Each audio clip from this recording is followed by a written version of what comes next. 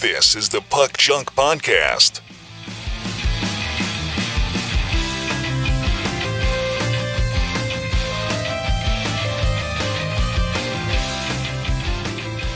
Hello and welcome to the Puck Junk Hockey Podcast. I'm Sal Berry, and with me today is Clemente Lisi. And today we're going to talk about the 2025-26 Artifacts hockey card set. We're also going to talk about the new NHL season and a couple of questions we have about what we think might happen this year, plus a couple of other odds and ends in the world of hockey and hockey collecting. So, Clemente, how have you been? It's been a while. Seems like it. It's good to be back, and I'm excited about the hockey season starting. I think it always makes collecting more fun when the games are in progress as opposed to the summer. Yeah, and it's funny because I watched the NHL draft because that's me clinging to that last little bit of the season. Even though I count that as the start of the next season, I still see it as just that last little ray of sunlight before the sun sets for 3 long months of well, it's summer, but it's winter if you know what I mean. Yeah. And I actually really haven't watched any preseason games, not even preseason Blackhawk games. I caught part of a Blackhawks preseason game that was on in a restaurant, and I watched a little bit of a Sharks Ducks preseason game just because I was up and it was on late, and I just, and after maybe 15 minutes, I'm just hockey season will start for real in a couple of weeks. I can wait. You know what I mean? I don't know. I don't know if I don't think I'm outgrowing hockey, but that's just weird that I wasn't a couple years ago or even last year, it was oh my God, Blackhawks rookie camp game, and I can stream this on my computer, and I'm going to watch this at 4 p.m. on a Saturday, and watch a bunch of guys I never heard of, but they're wearing Blackhawk uniforms, and they're playing against a bunch of guys I never heard of, but they're wearing Wild uniforms or whatever. Yeah. And now this year, I'm just I'll just watch it when it's on for real.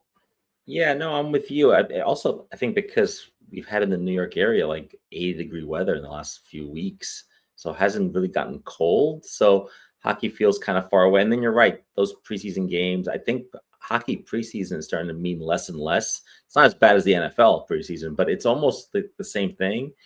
And then I guess lastly for me, I go to the rookie showcase in September every year, and so I feel like I get my fill of rookies and what they look like, and then the draft obviously happened before you get your fill of speculating. In the hobby, we speculate on rookies obviously and who's going to be the next big thing, or which players might win the Calder. So I feel like I got that out of my system through the draft and through the showcase, and now I just want to watch real games. So maybe that's what it is. And then I mean, the season's long to begin with, so preseason doesn't really do it for me, and it's hard because you have the NFL, there's baseball playoffs, there's a lot of other things that I want to watch as well. So there's only so many hours in a day, and I agree with you. I would have done something like that years ago, 10 years ago, 20 years ago. I would have been trying to find the most obscurest thing just so I can scout players. But now I don't do that anymore. Yeah, well, I'm talking about as recent as a year ago. And now I'm just but sometimes you just got other things going on. And, lately, as I gotten a little older, I've become a little bit more of a TV junkie again. So sometimes I'll just be watch a preseason game or binge watch 3 episodes of this show that I just got into. And I'm also trying to get that kind of done before the hockey season. You know what I mean? Because it gets harder. Once a week shows, sure. But if it's me starting a new show, I don't really want to start something in October, because then I'm going to be torn between, do I want to watch hockey? Yeah. The Bruins and Rangers are on.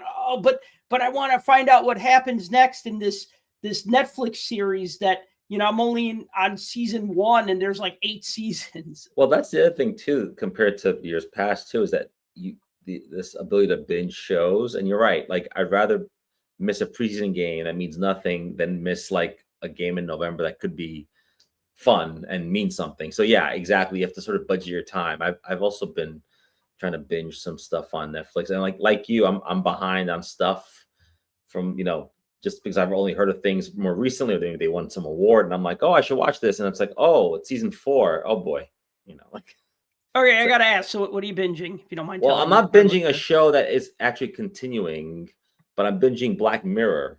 I heard that was great. Which is a very, it's, if you watch a Twilight Zone growing up, which we all did, Yeah. it's like the Twilight Zone, but it's like a dystopian, and every episode's its unique episode, but it's mostly around technology, and it's kind of scary because some of the stuff that the episodes are about are stuff that, like, technology that we already have now or can have in the next few years. So it's a great show. It's fun to watch. But so I've been watching that a lot. And this time of year, I always try to watch movies that I've always seen before, but like Halloween related movies, I always like to rewatch. So because my kids are getting older now and they've never seen some of these movies.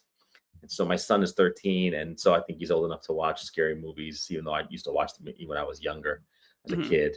And over the weekend, we watched An American Werewolf in London, which is a very good movie, very good special effects.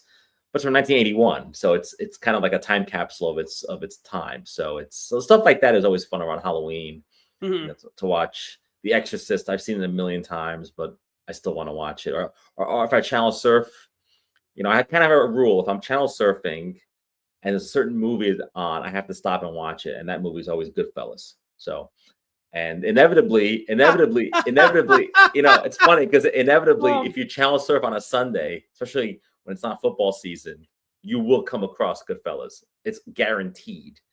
It's going to be on TNT or TBS or Bravo or The Godfather. That's always on too at some point. So if I channel surf, I'll stop and I'll watch the rest of whenever that is. So I think what I do, a lot of people do it as well. So I got to get that all out of my system now, because once hockey starts, I can't be doing that during the hockey season. Not to get too deep into like non-hockey stuff, but man, these past 2 years, I've really been on like a mob movie, TV show type of kick. Like, I don't even know if it's a kick. I think it's like my new favorite genre now, because it's like, when you say Goodfellas, I started laughing because, I remember watching that movie maybe a year ago, because I was like, you know what? I never saw Goodfellas. And, I went through the Godfather trilogy. Which I never actually watched, which is funny because I was a film student and I somehow never saw Godfather 2 when I was in film school, but then I changed majors. So maybe I, got away with not seeing it up until that point. But like, and Casino, and then I binge watched Peaky Blinders, which is like a British mob show from like the 1920s up to like the late 30s.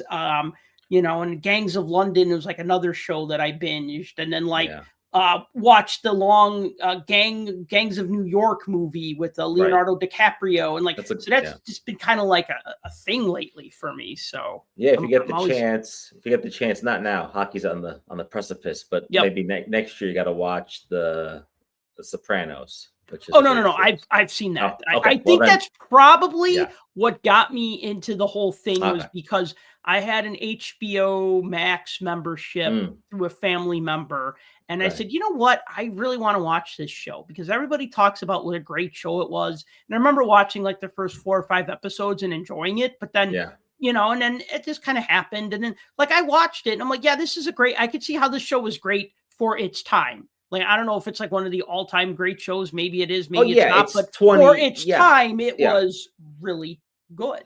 Yeah, and it was one of the first shows to. It was one of the first shows on HBO that got people into watching not network, because network TV was starting to sort of take a slump, and not network TV. No one's really watching that. So yeah, it was one of those landmark shows. People were getting HBO just to get that show. So.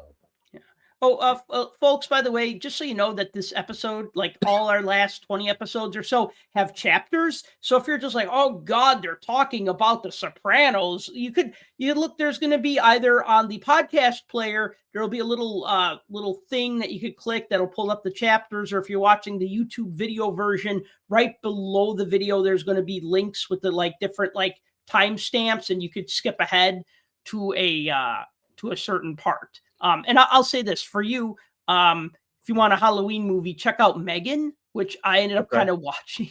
Did you see that one? No. About the robot doll that like kills people? No, but I'm intrigued. So, well, I think it would fit with the Halloween theme. So there's Megan and there's Megan 2.0. I liked both of them. And the second one was kind of a like a failure. Like the first one was kind of like a sleeper. I don't want to say a sleeper hit. Right. It was well received enough that they made a sequel, but then the sequel, people are like, oh, it went too much in a different direction. It went from being like a horror movie to an action movie. So Right. yeah. But if you're on a Halloween kick, definitely the first one, because think like Child's Play and Terminator. Oh, wow. Okay. Well, because you got a robotic doll. Yeah, those are two good movies. So yeah, so a marriage of them may work. Yeah. So all right. So let's see what we're going to talk about today. We're going to talk about the 25-26 NHL season, which starts October 7th. The end of the Chantilly Show? ? Topps making hockey cards again! ! And the 25-26 Artifact hockey card set. So, NHL season is upon us. Started Tuesday, October 7th. So, a couple of questions that we've been kicking around, and everybody always has like 5 questions, 10 questions, 20 questions. I know there's a podcast called 32 Thoughts, which he goes through like 30, I guess one thing for each team. Man, I ain't got time to think of 32 things. I don't have time to listen to 32 things. So we just thought of like 4 things, which 4 is a nice number. It's even, fits on one hand. But I guess the first question, 2-part question, is will the Panthers three-peat as champs, or is this finally the Oilers' time to shine? I mean, to me, coin toss. Maybe not, though. I'm still leaning towards the Panthers unless they burn out. If the Panthers burn out, implode, shoot themselves in the foot, et cetera, then maybe it's the Oilers' turn. But, the Oilers' goaltending has been sus for the last few years, and they haven't done anything about it. So, I don't know. What do you think? Well, look, it's very difficult in the NHL to repeat. So they did that, right? And so I don't know. I mean, they probably...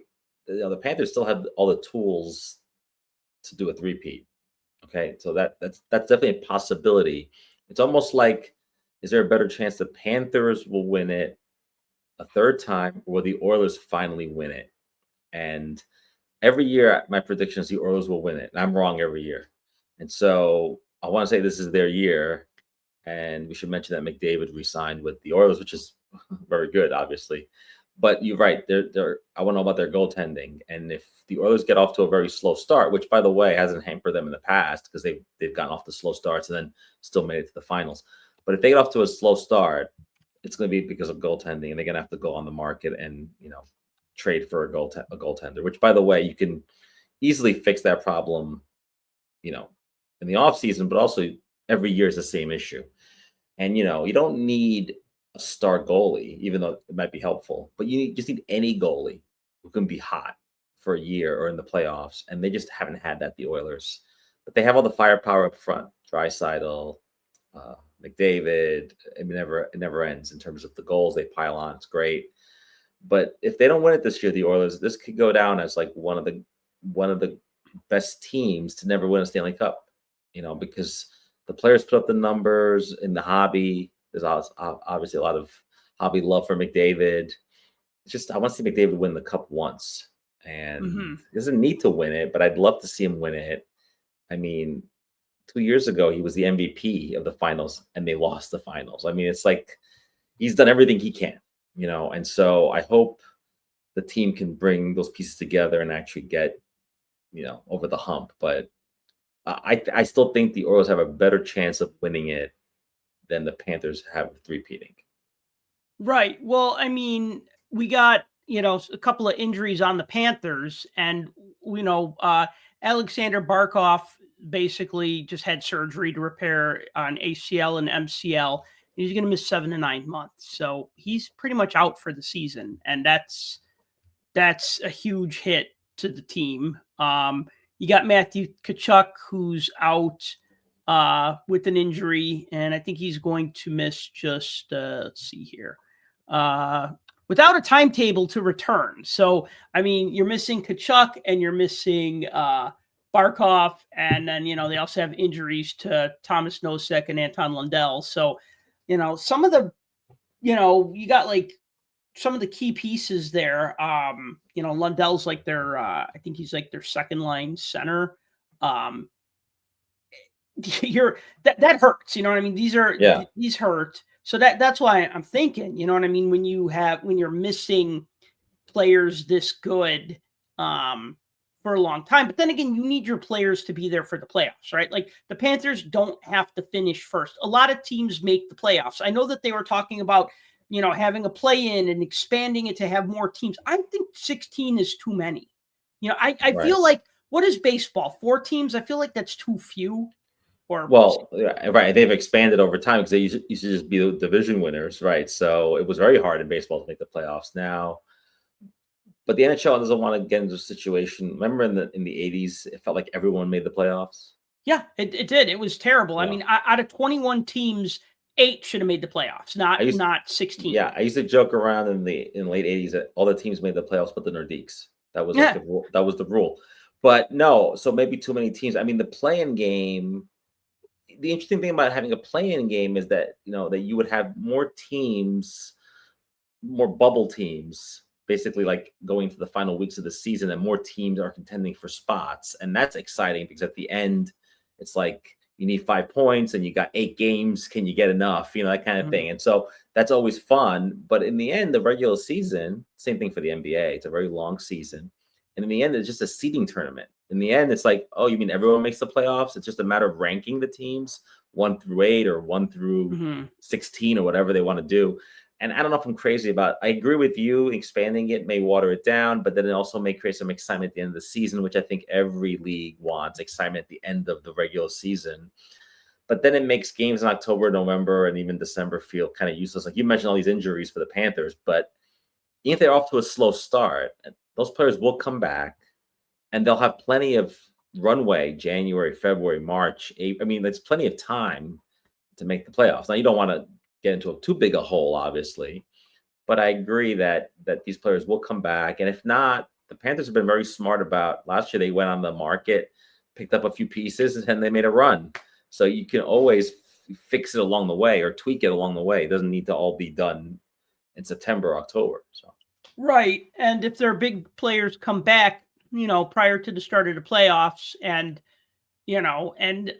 step right in, you know what I mean, and contribute and don't have like a very, need a lot of time to kind of get back. I feel like you don't have that as much anymore. I mean, of course, I'm just kind of just saying that without any like statistical proof. But, I mean, we've seen like players like they'll have an injury, they'll come back, and it's almost like they need to get back in shape those first couple of weeks as they come back. And now it's kind of like when players come back, they're like in game shape. So like, even if they're like, something, they got one thing repaired, they're still working on everything else. I mean, nutrition and physical fitness and workouts have improved so much over the past 30, 40 years. So, that might not be an issue. I mean, I remember a game when the Blackhawks signed Marian Hossa. And then like the first thing they said was, we signed Marian Hossa. And then the second thing they said was, and he's having shoulder surgery and he won't be back until like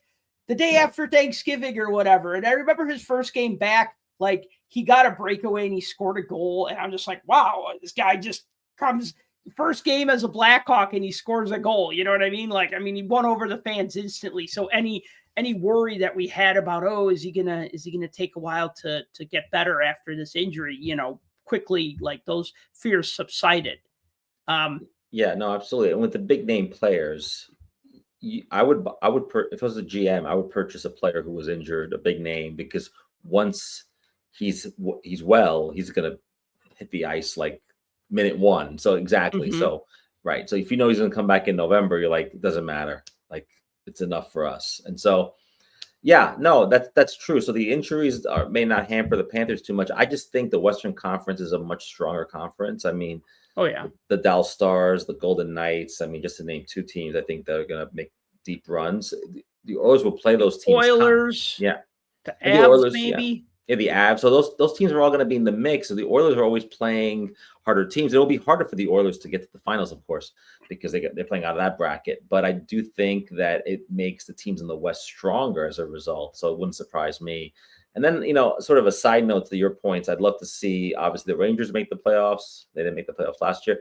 I want to see the Penguins make the playoffs. I like Crosby in the playoffs. I feel like we're missing out but not having him in the playoffs. So things like that, hoping teams like that can get over the hump and get better this year and actually make the playoffs. So we'll see. Yeah. And, one thing I will say, just to kind of go back to something you said earlier, you were talking about the Oilers and you talked about how their goaltending doesn't have to be great, but it needs to be good, right? You don't have to have the best goalie in the league, but obviously it helps. But I mean, like, they have not upgraded their goaltending.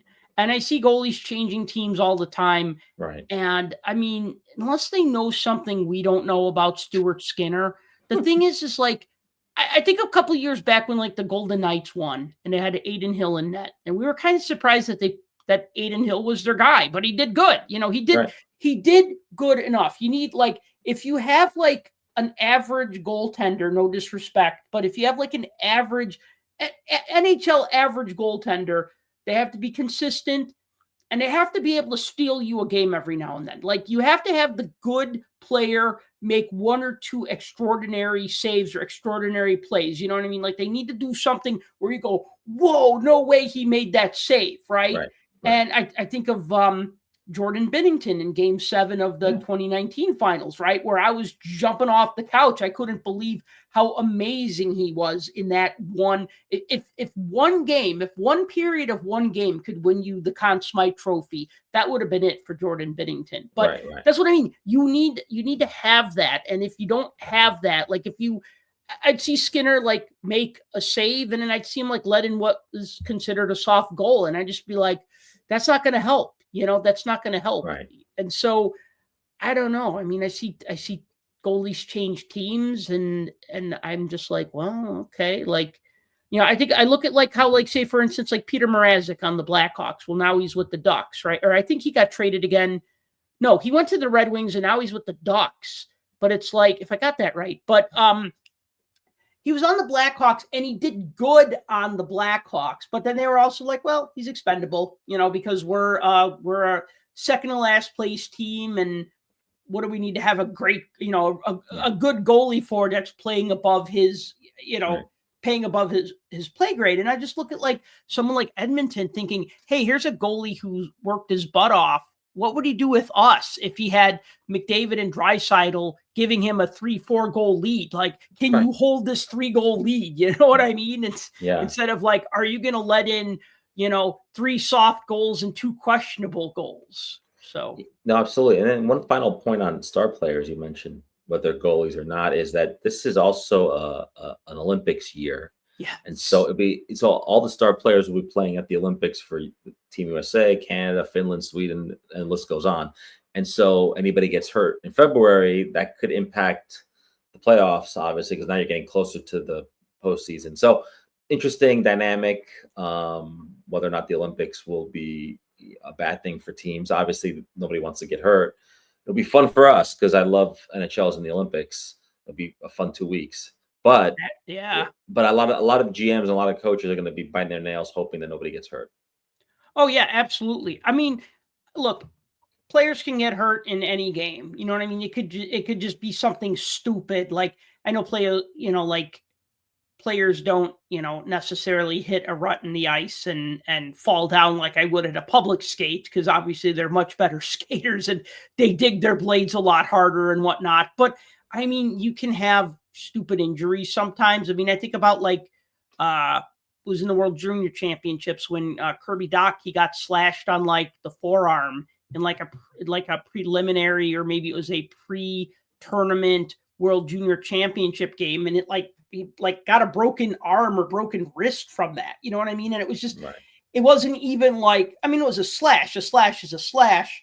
And, you got NHL players, so of course they're going to get mean and ugly in some of these games. But I would think that a best on best, I think that like a team like Crosby, a team with like Crosby and McDavid, they're not going to like kill you in the corners. They're just going to outscore you by 6 or 7 goals. goals. You know what I Yeah. mean? That's how they're going to beat you. They're not going to get like 1970s Philadelphia Flyers on you. You know what I mean? Although the Americans might try that, but then again, the Americans have got a lot of. They've grown a lot in the past 30 years as a team, you know, so they're not necessarily going to like muck their way like a 96 World Cup of hockey type of team. Exactly. Yeah. Alex Ovechkin, 3 goals away from 900. How exciting.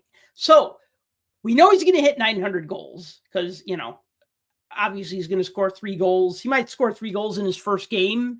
He might score 3 goals over his first 3 games. I mean, I think he had like 44 goals last season. Exactly 44 goals. How many is he going to get this season? Now, just to give a little bit of context, if we look, okay, he's 40 years old now, right? So let's go back the past 5 years. So 35 to 40. 2021, okay, that was that weird COVID. No, that was 2019. No, 1920 was COVID. Yep. But he scored 48 goals that season. Okay, so I'm going back 6 years. Let's see here. 1920, 48 goals. 2021, he was limited to 45. Oh, that was a shorter season, I think. And he had 24 goals. 21-22, 50 goals. 22-23, 42 goals. 23-24, 31 goals. 24-25, 44 goals, right? So he's averaging about 40 goals a season. You know, he's going anywhere from, if we go just past 5 years, 24 on the low end, but I think that was the, I can't remember if that was a shorter season or not, but anyways, you know, so anywhere from like 25 to 50 goals, and, you know, he's 40 now. And I mean, I don't think 30 goals is out of the question. And I don't think that's out of reach for him. No, I agree. I think if there's like an over under, I'd say 30, because I think he'll hit 30. Now, of course, he's got to stay, you know, free of injuries. Right. But, you know, look, he's modified his game over the years too, because he's 40 years old, though he can still, I think, be physical if he needs to be. But, you know, he's just always in the right position, and he's got a great shot, and so it's hard to beat. Now, his goal totals last season was pretty high, I think, because he was running on adrenaline trying to break the Gretzky record. So he did that. You know, I think everything after now is just gravy. So I agree with you. He'll get to 3 goals, but he'll probably do that in the first week of the season. And so that'll be 900 goals. Will be another milestone, and, you know, whatever. And his Young Guns card will go up in value even more if possible. And we'll talk about him for a couple of days. And then, you know, the second question about, you know, can he score 1,000 goals? Now that's a big ask. Now we're asking him to score basically 100 more goals, 103 goals over the course of what, 3 seasons? I mean, he'd be 43, 44 years old. I mean, look, it's possible. It's hard to believe he's still playing, because you just don't see players that old still playing. And right. So, you know, unless you're Gordie Howe or something, where like the guy's playing with gray hair in his 60s or whatever, you know, but I don't know. I feel like he won't get 1,000, but he'll get 9 something, and he'll, you know, and he's going to be known as the greatest goal scorer in NHL history. And that record will probably hold up for a very long time. But I don't know. I don't know about 1,000. What do you think? You think 1,000 goals before he retires seems high? Yeah, and, you know, just to correct myself on something. So the 2021 season was a 56 game season. Right. So Ovechkin scoring 24 goals. He played 45 of those games. So, I mean, that was pretty much like a little more than half a season. So, right. You know, if that had been an 82 game season, you know, he would have hit, you know, the 30, truth 40 is, goals easy. Yeah, the truth is, if it wasn't for those 2 years, kind of because of the pandemic, he would have broken that Gretzky record a year and a half ago, 2 years ago. So that hampered him. And could he have gotten 1,000 goals if not for COVID? Maybe. Well, hold on. And then don't forget that his rookie season would have been 2004, 2005. And what happened that year? Right. Lockout. Lockout. So, right. So and then he, right. 12-13, another lockout, right? So he lost a full, what should have been his rookie year. Right. He lost that whole year. Yeah. And then the 12-13 season, that season he put up 32 goals in 48 games, right? But he could have, if we, we could probably extrapolate that, he probably would have had 45, 50 goals that year. Yeah, if you combine everything, he lost 2.5 years because 2 COVID years is like, basically 2 half seasons together, and then he lost the other 2 as a lockout. And so, yeah, he would have been 1,000. So that tells you how great he is as a goal scorer. But look, no demerits here. 900 plus goals. There's been no talk of retirement, which is interesting because I just think he's just going to keep on going until his legs give way. And given how he was playing last season, it's very possible that he'll go on for a little longer. Look, the Capitals are not a great team, so it's not like they basically. It reminds me a little bit of when the Giants had Barry Bonds. It was like, well, we all know he takes steroids, and we know the team is terrible. We just love to see him hit home runs. Right. And same thing with the Capitals. Like, the Capitals are terrible, but we're gonna go. And I've been in DC when the Capitals are playing sometimes, and like the crowd is huge. The fans are crazy on the Metro. Like, they're just excited. Everyone's got an Ovechkin jersey. I mean, he brings people to the arena. And as long as he's doing that, the Capitals will ride that wave. And then, and then when he retires, finally, they'll rebuild. But in the meantime, just enjoy it. Yeah. So to answer your earlier question, do I think he'll score 1,000 goals? And I mean, obviously that depends on how many more seasons does he play. I thought I heard something about him wanting to like wind down his playing career playing for Dynamo Moscow. The team that the team that he basically played with as an underage player when he was back in Russia. And then his year when he was like 18 to 19, so I don't know. I mean, you look at guys like Jaromir Jagr who went and played in the KHL, and you're just like, well, what if he stayed, right? Or Ilya Kovalchuk, right? Like, you have players who, for different reasons will go and play in Europe. Although I don't think I'd want to go I mean, I know he's from Russia, and he's not necessarily going to be like close to the Russia-Ukraine border. But I mean, if I was a hockey player, I would not want to play in Russia because I just feel like that situation's too volatile. You know what I mean? Like, yeah, but he's very tied to his homeland. That's of course. number one. Right. And without getting political, no. But I also think that those leagues are much slower and different than the NHL. The NHL is the top league in the world. And so going back home and playing, of course, those goals wouldn't count, but I can see him doing that. And look, he's not playing at the Olympics. Russia is banned from international competition. Right. So he doesn't have that'll, we're talking about Olympic hockey. Like, for him not playing at the Olympics, that'll benefit him. He'll have like basically 2 weeks off, to basically rest himself. So there's some benefits to not being at the Olympics. So it would have been awesome to see him at the Olympics, of course. Oh yeah. But yeah. So I mean, it's interesting to see that he's going to be able to conserve his energy, and he could have, I said 30 goals, but he could have 45. Like, he can still. Yeah. And if he gets 45 goals, then 1,000 isn't so out of the question, because now you don't need that much more. You need another season and a half maybe to do it. Yeah. I mean, I think if he sticks for 3 more seasons, this season and 2 more seasons in the NHL, he'll get there. That's 3 30-goal seasons. And I feel that, like, he could do that. But, I mean, a lot can change from, age 41 to 42, 42. You know what I mean? And I'm not trying to, like, players, they retire when they're ready to retire. Well, guys like Ovechkin retire when they want to retire. Guys that are like 4th-line players retire when they run out of options, basically. And he'll have options. I mean, his option might be go to Russia, make $20 million a year, play a shortened schedule, maybe only play home games or something. You know what I mean? Like, he could kind of write his own ticket for that and still be playing hockey, be adored by, thousands of fans and make tons of money, more than he would make in the NHL. Maybe even help Dynamo Moscow to win a championship, right? So I don't know. I mean, I think it can happen, but again, that's all contingent on, I think, 3 seasons this season and 2 more.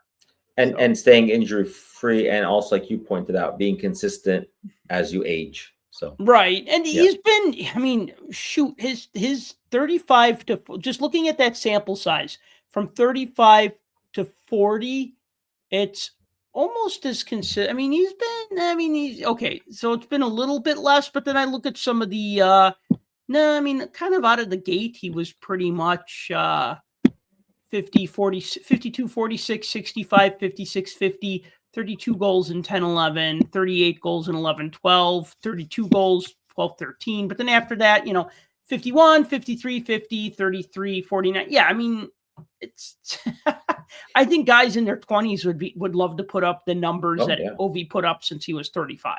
Oh, yeah, for sure.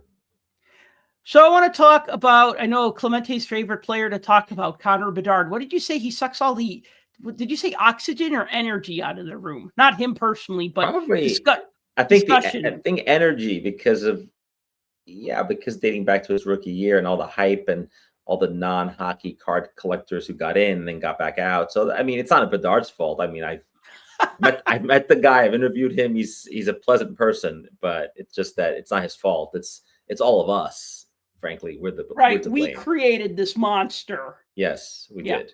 He could have, I mean, he broke into the league. He had a good rookie year. I mean, good enough to win Rookie of the Year. So great rookie year. Yeah. I mean, he was kind of the favorite anyways, but he deserved it. He deserved it. I mean, and I think the thing is that people were, I mean, look, even McDavid didn't put up McDavid-like numbers his first season. And even Crosby didn't win Rookie of the Year because, well, there was Ovechkin the same year, right? So, right. I mean, there's always going to be something, right? So Bedard had a good rookie season, and then other players kind of figure him out. And then, then it gets harder. They talk about the sophomore slump, but I mean, that's because I think a lot of times when you're a rookie and you come into the league and people are like, oh, who is this guy? And then they don't know, they haven't had him figured out yet. They don't know, goalies don't know how to defend against him.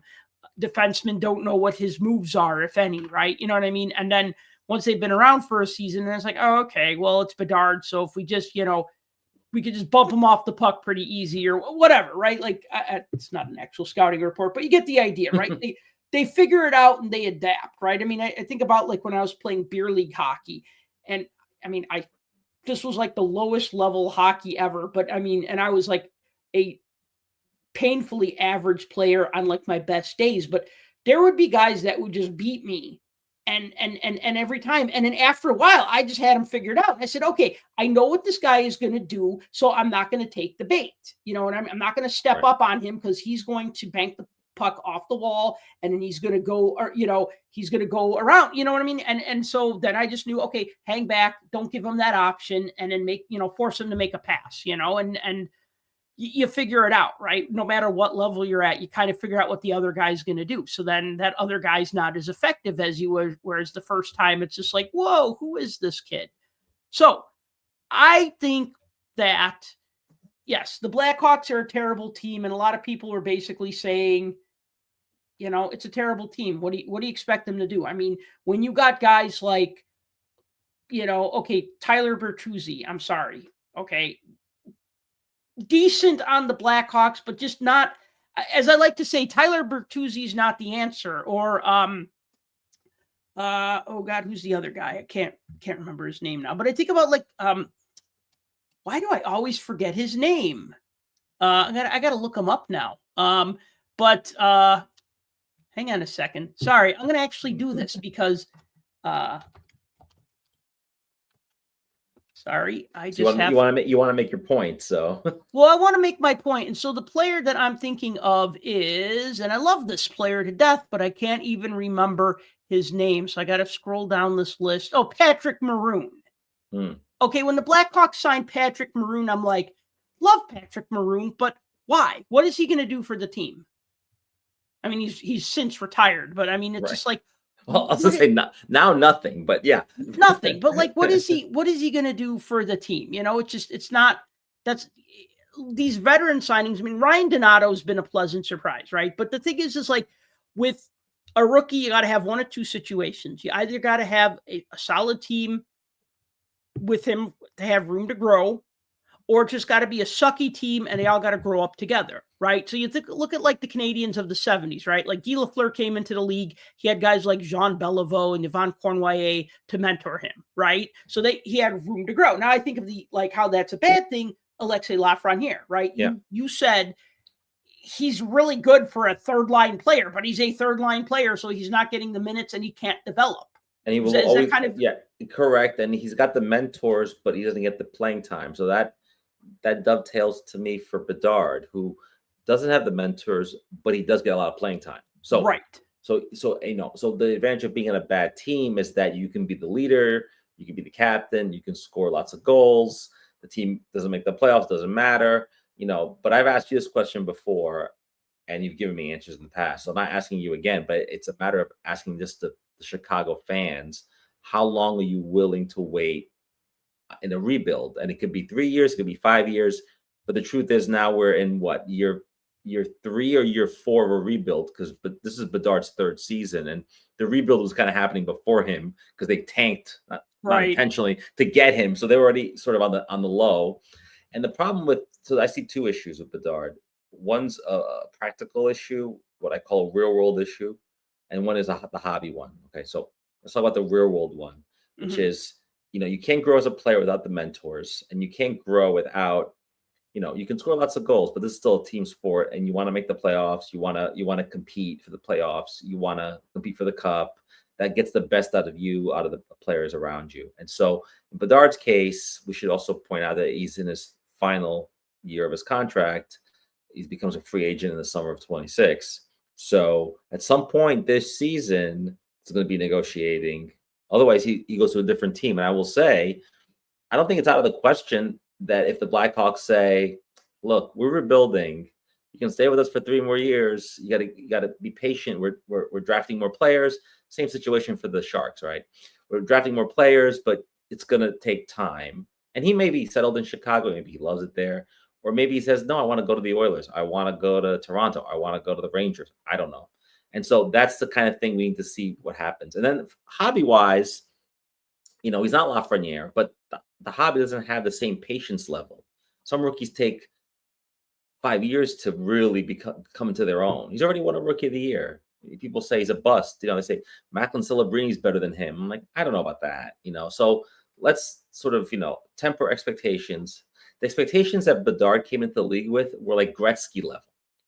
And that's crazy for a guy who never played a minute up until that point. And so now we're all comparing the Bedard of today to that Bedard, the one we invented, the one we in our brains and in our imaginations, and that's not fair. And so, and I know that's the hobby operates that way, whatever.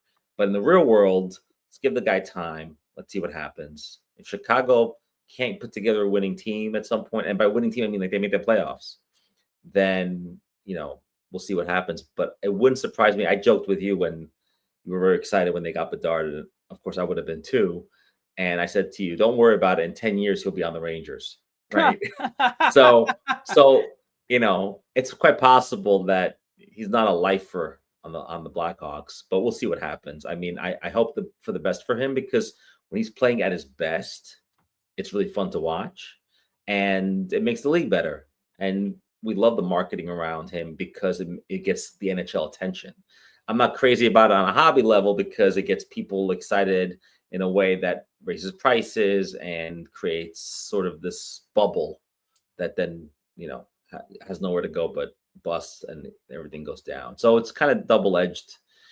But, in terms of just watching him, I still think he's fun to watch. Well, I mean, how long? I mean, I don't want to give say 3 years or 5 years or 7 years, but the thing I like to point out is if you look at the Blackhawks championship run, right? Like 2010, 2013, 2015. Their building of that team started in 2003 when they drafted Brent Seabrook. So, and a lot of people forget about that because they think of it starting in 2007 with Patrick Kane. But then you go back a year, well, they drafted Jonathan Taves the year before, 3rd overall, right? And you look at okay, and they drafted Corey Crawford a couple of years before that, and they drafted Duncan Keith, right? So it took a while to build through the draft, and the team was was terrible for. They were terrible for a bunch of years, and then I remember between 06-07 and 07-08, they pretty much cleaned house of the team. They just said, this 06-07 team is so bad, and they got rid of almost everybody. There was such a high turnover. And then 07, 08, they didn't make the playoffs. 08, 09, they did, but they lost to Detroit. 9-10, they won the cup, right? And not to give a history lesson, but the thing is that like there was a progression, right? And I think with like most fans, you want to see a progression. And the Blackhawks haven't really progressed, and I'm okay with that. The thing is that they're not, I'm okay with them not making the playoffs. They're just like, okay, like you said with like Ovechkin, right? Like, okay, the Caps don't make the playoffs, but Ovi scores 50 goals and everybody's still happy, right? There needs to be some upside or some silver lining, and there really hasn't been anything like that with the Blackhawks. I think the only thing that was kind of fun to watch is when they brought in Spencer Knight as their number one goaltender, when they traded Seth Jones to Florida. And I thought, okay, and his first game, if I remember correctly, was like a loss, but he made like 40 saves, and everybody was like, whoa, you know what I mean? Like, right, this guy can steal us a game. This is what we need, right? So I feel like it could be there. They got a lot of young rookies. I mean, they sent some of them back to Rockford for more seasoning. So they're not looking to like rush guys into the league just because it's like, oh, well, you're young and you're a prospect and you need to learn now. It's like, no, you need to build confidence in the minors. So, I mean, I'd say a couple more seasons, 2 or 3 more seasons. I mean, 3 seasons from now, I want to see them in the mix of contenders. You know, when you look at teams like the Carolina Hurricanes and you go, you know, the Hurricanes make it to the conference finals and they lose, but they should really win. You know what I mean? Like they're right, good enough to be that team, or Edmonton, obviously good enough to be that team. Dallas, good enough to be that team, right? That's what I want to see in about 3 years. I want to see these guys not rush, but grow. And, you know, and that goes for Bedard. And as far as his contract, I mean, he'll be a restricted free agent over the summer. So like the Blackhawks have to tender him a qualifying offer. And if he doesn't sign, he could go to arbitration. I mean, you know that deal, right? So yeah. I don't think he's going to be. I doubt it will go to all that, but it'll be interesting sort of storyline over the course of the season, because if he has a really bad season, it may push him in that direction. If he has a really good season, it may also do that. So who knows, right? I mean, it's an interesting subtext. I mean, for all I know, he's already had a verbal agreement. He's like, I'm not going anywhere, guys. Don't worry. And they're like, great. But you just never know. They made him an alternate captain this season. So already he's being entrusted with the leadership role on the team, which I think is important for a young superstar. I thought it was a little ridiculous when they made like Crosby and like in year 2, David, right? They you know, and who was the youngest NHL captain? Was it Crosby? Was it McDavid? I forget. But really, it's Brian Bellows, but nobody recognizes that record because they say, oh, well, he was a temporary captain. And I'm like, really, the Minnesota North Stars guide and record book from that season listed him as a captain, but maybe I'm remembering that wrong, but whatever, right? You know, people are always so like, you know, you look at the team and you go, oh, they got an 18-year-old captain. And I say, well, what the hell's wrong with that team, right? Like, even if he is the best player on the team right now, he's still 18 years old, right? Like he doesn't have the life experience yet. You know, you need to pay your dues. You know what I mean? Yeah, absolutely. I mean, superstar or young superstar or not, you know, you're 27 years old and you've been in the league for 8 years and you got some 18-year-old, 19-year-old kid as team captain telling you what you need to do better. And it's like, well, first of all, I can't skate as fast as you.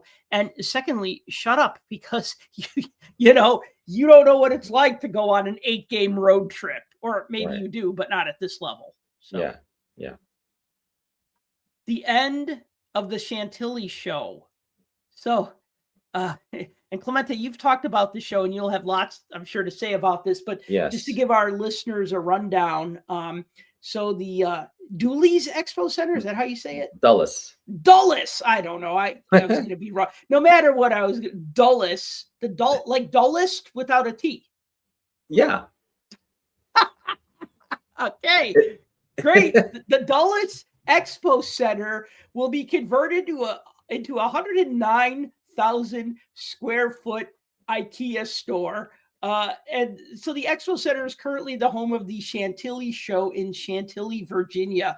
It's a 3-day card show that happens 3 times a year in April, June, and October. And, well, with their home gone, this would be like if the Donald E. Stevens Convention Center got converted to an IKEA. I'd be crying. I'd be crying because because not you only because you live there. yeah, because I lived there, and I'm like, okay, so I guess the Nationals not going to be here, and the Chicago Sports Spectacular is not Well, going to be so here, we and should, yeah. Wizard World and So we Comic should Con. no, we And, should point out that yeah, the convention center you're mentioning in Rosemont, where they have the National, is a convention center, and the Expo Center is kind of a fancy word for a very, very large space. But I should point out that I've been to Chantilly at the Chantilly Show many, many times, maybe 5, 6 times since 2020. And it's located basically in a parking lot where there's other stores like Walmart and a Chick-fil-A and some hotels not far from the Dulles Airport outside. I should point out Chantilly, Virginia is basically about 40 minutes from like the White House in DC. So it's a little bit outside in the suburbs of Washington, DC.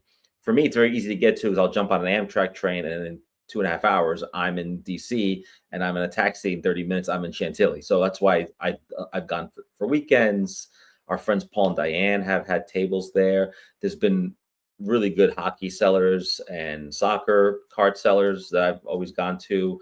There's also lots of dollar boxes, and but it's also known for its signers, mostly football. So and I should point out the next Chantilly show is October 17th through 19th. So there's one coming up now. If you go to the website, the organizers have the show up, and then they have 2026 shows, and they have April 10th to the 12th, June 26th to the 29th, and October 16th to the 18th of 2026. So they have them all on the calendar.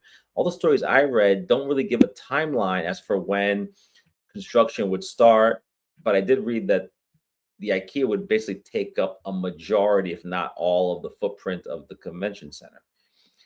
You have to wonder too. There's 3 card shows a year. I know they've had other conventions there for the car show and other shows. I just don't know as a space how busy it is. It could be that it's not busy every weekend, and as a result, I can see why they would say, let's bring in a box store.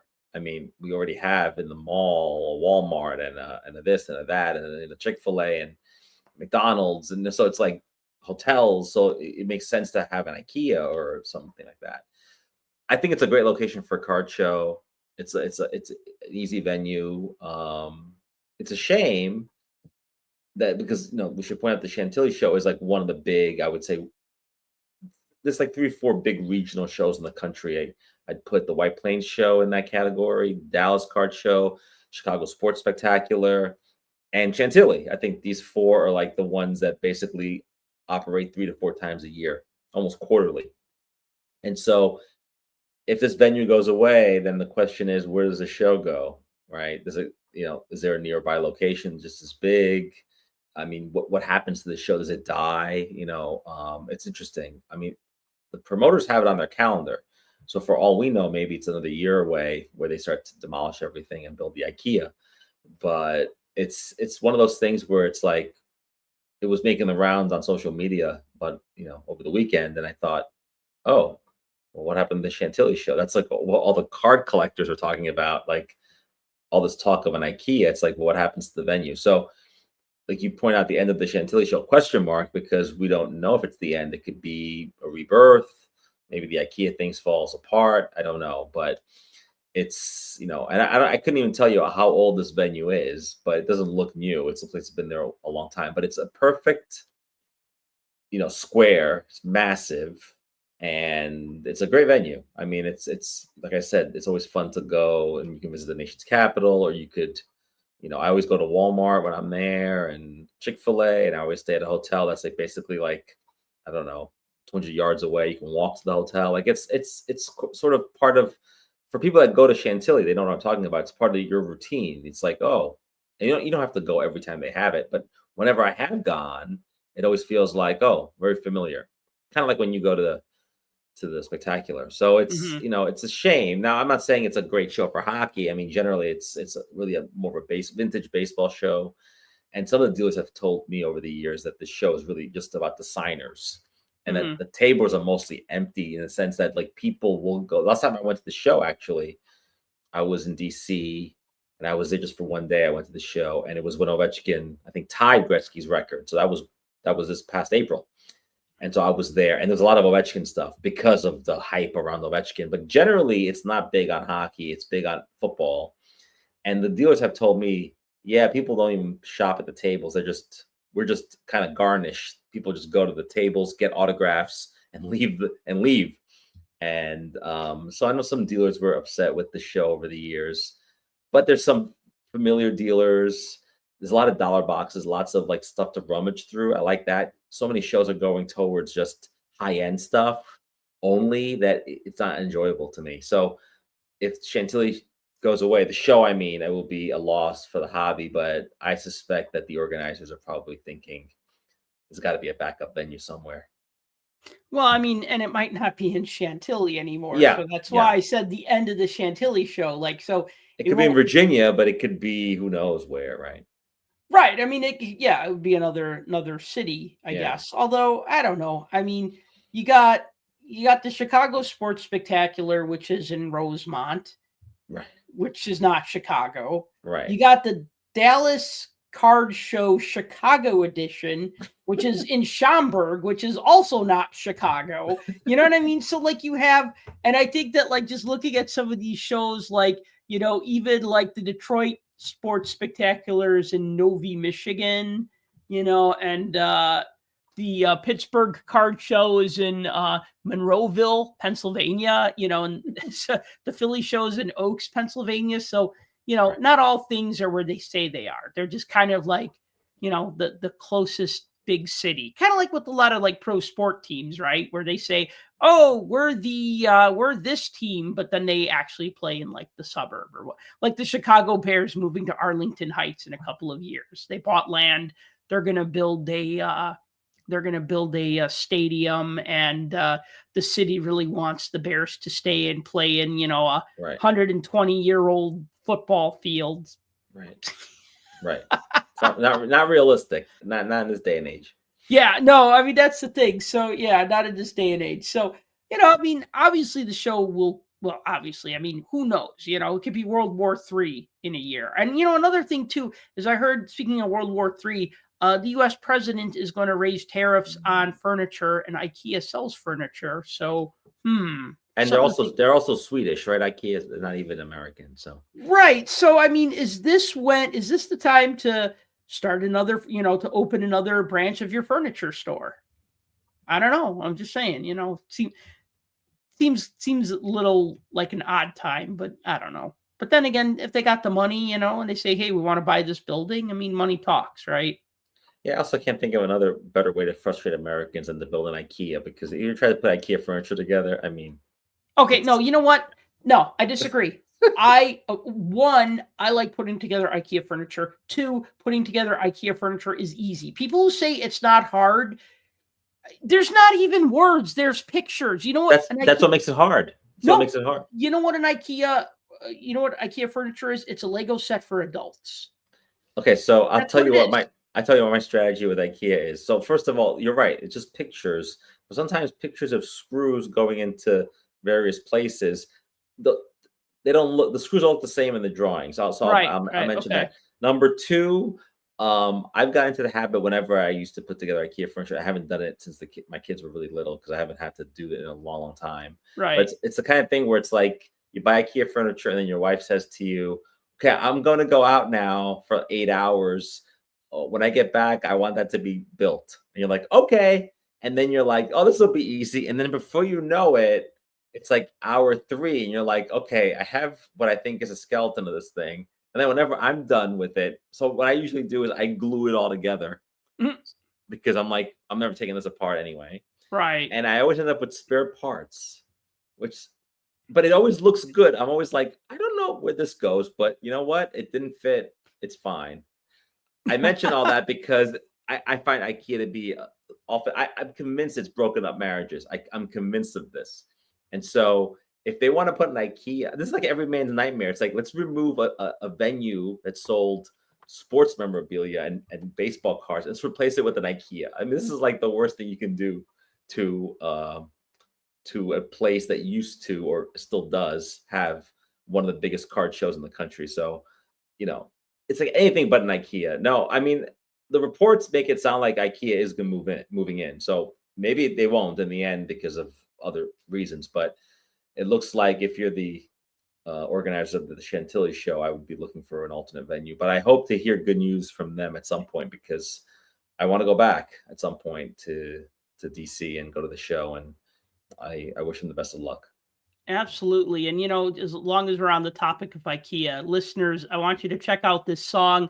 It's called IKEA. It's by a musician named Jonathan Colton. He does like funny songs, kind of like Weird Al, but not as like, not like zany, but Right. like just kind of funny, like tongue in cheek kind of stuff. And the song, this IKEA song, it's just got a line in there where he goes, IKEA furniture for college kids and divorced men. See? Well, it's true. I mean, because it's the kind of thing, it's like affordable, and it's the kind of thing that you probably, if you move, you don't even bring with you, just throw it out. So it's that kind of furniture. But I will say I've had some IKEA furniture in my house over the years, and it's pretty solid. So I'll give them that. They have quality, just the putting together part that only you seem to enjoy. But but what other podcasts can you listen to? Talk about Goodfellas, IKEA, and then with sprinkling some hockey in there for everybody else too. So here's what you do. You go to IKEA, you buy a Billy bookcase. They're like $60. It's a 6-foot bookcase. Okay. And then you buy the BCW 2-inch binders. And you can fit 12 of these 2-inch binders. 12 exactly. I think it's 12. I got it now. Now I'm second guessing myself. Yeah, because they're 2-foot wide shelves. They're 2 feet by 6 feet. So you could fit 12 per shelf. So you could fit 60 binders in one Billy bookcase. And then if you buy the extension tab that goes on top, the extension shelf, put another 12 binders up there. So you trust IKEA with your hockey card collection? Yes. Yes. Actually, the reason why I like those bookcases or bookshelves so much is because they fit 3-ring binders really well. Now, if they're really big binders, like a 3-inch binder, they're going to stick out a little bit. They're not going to fit flush with like the bottom edge of the shelf. But if you use like 2-inch binders, perfect fit. If they're kind of like a Parkhurst binder from like the 90s, like a mail away type of binder, they don't always fit. But if they're like a standard like BCW 2-inch or 3-inch binder, or an Ultra Pro 2-inch or 3-inch binder, actually I don't think Ultra Pro makes those like upper deck hockey binders that you see sometimes given away at the shows. Right. So they'll fit that. And so that's one reason why IKEA has been a go-to of mine, because it was like, at my old apartment, I had these tall bookcases just filled with binders. When I moved into my new apartment, I couldn't fit tall bookcases because I have a lot of sloped ceilings because I live in the upstairs of an old house. But so I had to get shorter shelves to kind of accommodate the space. So, that's, and also with shelving, you want to worry about the depth of the binders too. But and that's the thing, like you go to Walmart and you buy a bookcase and you go, oh, this is nice, but then they either aren't tall enough to fit a binder or they're not deep enough, you know what I mean? Right. So that's that stuff matters. I mean, if you're a card collector, and it's funny because like when people see my card collection on my shelves, they're like, wow, that looks like, somebody once said it looked like the Library of Congress for hockey cards. And I'm like, thank you. You know what I mean? Like that to me is a huge compliment. I will wear that as like a badge of honor, right? Because like when I see people are like, I put my cards in binders, and then I see like these, I mean, and more power to them, collect how you want. And I'm not going to like binder shame you. But when I see like mismatched binders that are just kind of stacked horizontally, like, and that binder has tape on it, and that binder's from the 80s, and that one has writing on the spine, and then you look at my binders and they're all like upright, and I print like little tags to put in like the pockets, but collect what you like and collect how you like, right? So there's no right or wrong way to collect. I mean, look, if you want to throw your cards in a shoebox, that's your call. You know what I mean? And that's, I don't recommend it unless it's a shoebox type card box by BCW or whatever. But I mean, like an actual, like a Nike or I guess New Balance shoebox. I can't afford Nikes. Okay. So Topps makes hockey cards again. So this kind of came out of nowhere, although not exactly, because want to say during the end of the season, maybe during the playoffs, I remember Topps having a link on their Topps Now sticker page. And at the bottom, it says for email updates about Topps Now hockey cards, sign up for our newsletter. And we speculated, we speculated it was a mistake. It was stickers and we didn't know what was going on, right? Speculated because speculation is fun, right? And so then just out of left field on Saturday, one of my followers on Twitter named John Witkowski messaged me and said, "Hey, did you see this this Topps card of Gavin McKenna?" And I'm like, "No." So Gavin McKenna is currently playing for Penn State. He's 17, so he's too young for the NHL draft. He won't turn 18 until December. So instead of playing another year in the Western Hockey League with the Medicine Hat Tigers, he decided to go to Pennsylvania State University. And I mean, through 2 games as of this recording, he has 1 goal and 2 assists for 3 points in 2 games so far, which is... Well, you know why he went back to college, right? Because NIL, they're making a fortune, these guys. So right. And here we have it. So he signs a deal with Topps for autographs. Fanatics. And with Fanatics. Okay, same difference. But yes, you're right. You're technically correct. Fanatics. Then Topps issued a card, a print-on-demand card under its Bowman U Now label. So they released the first Gavin McKenna card, which was available October 4th to October 7th. So they really didn't give you a really long window, and they dropped it on a Saturday. And I'm just like, whoa, okay. And they didn't email me about it, despite me signing up for stuff. A lot of times I find out about things because people tell me, even though I subscribe to pretty much every company newsletter I can think of, I still sometimes just get surprised by stuff. So they made 1 card in available October 4th to October 7th, commemorating his first game in college. And then they made another card that's available October 6th to October 9th. So depending on when you're listening to this, it might still be available. And that one is commemorating his first goal. Now, some of these cards have variants. The price is $11.99 per card if you buy 1 card. But then randomly inserted, there's refractors or rare fractors. I'm not sure which one, but shiny versions, red versions, numbered versions, versions with autographs, versions with jersey pieces, versions with jersey pieces and autographs. I even saw a booklet card that opened up that had an autograph on one side and a big jersey patch piece on the other side. And, it's random, right? So if you buy 1 card, you might probably just get the base card. But then you can also buy them in batches of 5, 10, or 20. And then if you buy 5, then they come out to about, $10 a card.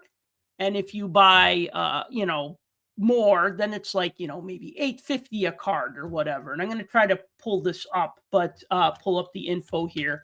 But, I took the bait. I bought 5 copies of the first card, and I'm going to buy some after we're done recording this episode. I'm probably going to buy just 1 of the second card. I don't know. If they're going to put out a card every time this guy sets foot on the ice, I'm not going to buy it. It's going to be hard. I mean, it's hard to buy. It's hard to collect living sets that have just like, hundreds of cards and that are ongoing and whatnot. But the thing is that when Pro Set relaunched, when Leaf bought the Pro Set license, I bought the first Pro Set football card that they made that was of Trevor Lawrence. And I don't even collect football. And I didn't even know who Trevor Lawrence was. But I said, oh, my God, Pro Set is back. I need to have this card, even though I'm not a football guy. I'm a Pro Set guy. And so I bought that Trevor Lawrence card. Probably not worth anything. I think I paid $10 for it. It's probably worth $2, if that. But I didn't care. You know what I mean? Like, I feel like you have to put your money where your mouth is, right? So, like, you and me and Tim always say, all right, we'd love it if Topps made hockey cards again. Well, here we are, right? Well, so now, yeah.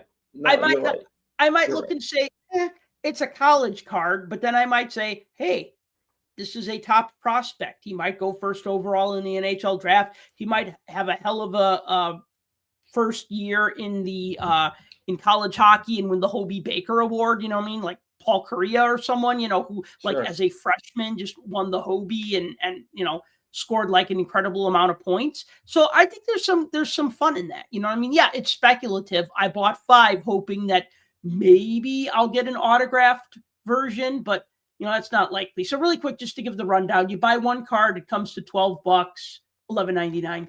5 cards, $49.99 or $10 a card. Topps even tells you how much it is per card. It's almost like they have speculators in mind. Like, but if you buy 10, it's only $9 per card. And if you buy 20, it's $8.50 per card. And I'm thinking, what the hell am I going to do with 20 Gavin McKenna cards? Right? Like, and it's a pre-rookie card, and we know how people feel about that. So, of course, there's parallel versions. They said here, if it has a 50,000 plus print run, look for chrome parallels numbered out of 99 out of 50 and lower parallel structures. If it has a print run of 100,000, look for chrome parallels of 25, 10, 5, and 1 superfractor, et cetera, right? So they're giving you like different versions. And then they're also saying that there's foil versions and there's auto relic redemption cards numbered out of 50 and whatnot. So who knows? Maybe I'll get an autograph, maybe not. But Well, I have talk the talk. Yeah, walk the walk. I have some thoughts. So, like you, I get lots of emails, and Topps emails me every day with, some baseball player like burps in a playoff game. There's a card for that. So, and I get emails about that. And I've gotten emails this week about that. And I did not get an email about this. So that's kind of disappointing. That's one number. So that tells me they're not trying to, they want to get into the hockey game a little bit, but then they're not. And also dropping on a Saturday, they could have dropped this any time, like on a Monday morning would have been better. So that's one. So I agree that maybe the execution, the marketing part isn't so great, but if you want to find it, you're going to find it anyways. So that's interesting. 2, I guess they were, promoting hockey cards, even though they were very coy about it back then. I think Topps wouldn't even tell us what they were doing. So I guess it was a big secret. But they're doing something very subversive, which the other companies have learned to do because Fanatics buys everything up. This is the kind of Fanatics saying, no, we want to get into this NIL thing too, because Panini's been mastering this because they lost all licenses to everything. But it opens a couple interesting doors, which is Bowman U, but there's also Bowman First, which in baseball has become very collectible, even though they're PRCs. They're very collectible. So if they want, they can go, because there's so many minor league baseball players you can speculate on, like hundreds of them. You can do the same thing for college hockey or whatever. So, it opens up that door. If you do Bowman First, that's actually a brand like Rated Rookie and Donruss. And that's something that people will gravitate towards. And number 3, the first thing I thought was like, wow, like you made your first hockey card in God knows how many decades, and you could have gone with a classic design even, or you could have done a variation and could have done 7980, could have done there's so many great Topps designs. If you're watching this design is nothing. It's just a design. It's nice, but it doesn't harken back to any Topps design. This could be a baseball card. I wouldn't know any better. So I'm hoping, that they get creative because they can bring back all the old hockey designs if they want, and they can really make something interesting here. And then I guess lastly, as someone who mentioned the rookie showcase earlier, one of the fun parts of going to the rookie showcase is asking these guys, hey, what's it like to get your first hockey card? And they're going to be like, in a couple of years, they'll be like, I already had a bunch with Topps, or Fanatics. So my first NHL card, but doesn't mean much to athletes, like whether or not it's NHL or minor league or CHL, or in this case, college hockey. But interesting, I'll give kudos to Fanatics, Topps for, getting involved. And also because of NIL, the players can make money, and why not sign these guys? But if they're signing these guys at this level in college, and then they get drafted, they're undercutting Upper Deck. Upper Deck has always been the company to make deals with players. And Upper Deck has told me that in some cases, when I say to them, oh, you signed player X, that's amazing. And then they'll say stuff like, we've been talking to their family and dealing with this player since he was like 15 or 16 or 18, like really young. And so if an accident get involved in this and try to undercut Upper Deck, it's going to create an interesting kind of war at a very early stage, because especially when you make a deal for autographs, because as you remember, Fanatics I think made a deal with Bedard, right? So he may not appear on any cards for Topps or Fanatics, but Fanatics does sell signed jerseys and pucks and all that stuff. So it's kind of important to get these guys on board and make them spokespeople early on, because there's opportunities to make lots of money later on down the road. So this is an interesting, I think, early, opening salvo here in hockey. I don't think the NHL license is going anywhere, but that doesn't mean anything. I think the fight for, the pre-rookies, the college players, and maybe even the potential draft picks, that could become something that is in contention now. Maybe they didn't. Yeah, you're right about all of that. And I agree that they should have used a retro design, because that would have really put it over the top. But then again, maybe they don't want to use a retro Topps hockey design on Bowman. Because like even when they've used like their Topps hockey designs on baseball cards and on like Star Wars cards, there's still Topps. You know what I mean? There's still that Topps brand. I know that's kind of stretching it. Like I look at this Gavin McKenna card and I go, yeah, that could have been, an 87, 88, or it could have been, I mean, if they wanted to even use a Bowman design, yeah, Bowman was kind of short-lived. Well, it was a little short-lived in the 90s. 90, 91 wasn't a great design for Bowman. 91, 92 is pretty forgettable. 92, 93 is forgotten because it was so short printed, right? And then when they came back with Bowman in like the late 90s, think of like those purple bordered Bowman cards that had like CHL players and stuff. So yeah. Bowman and hockey haven't really had like that kind of like connection that that like Topps and hockey have had.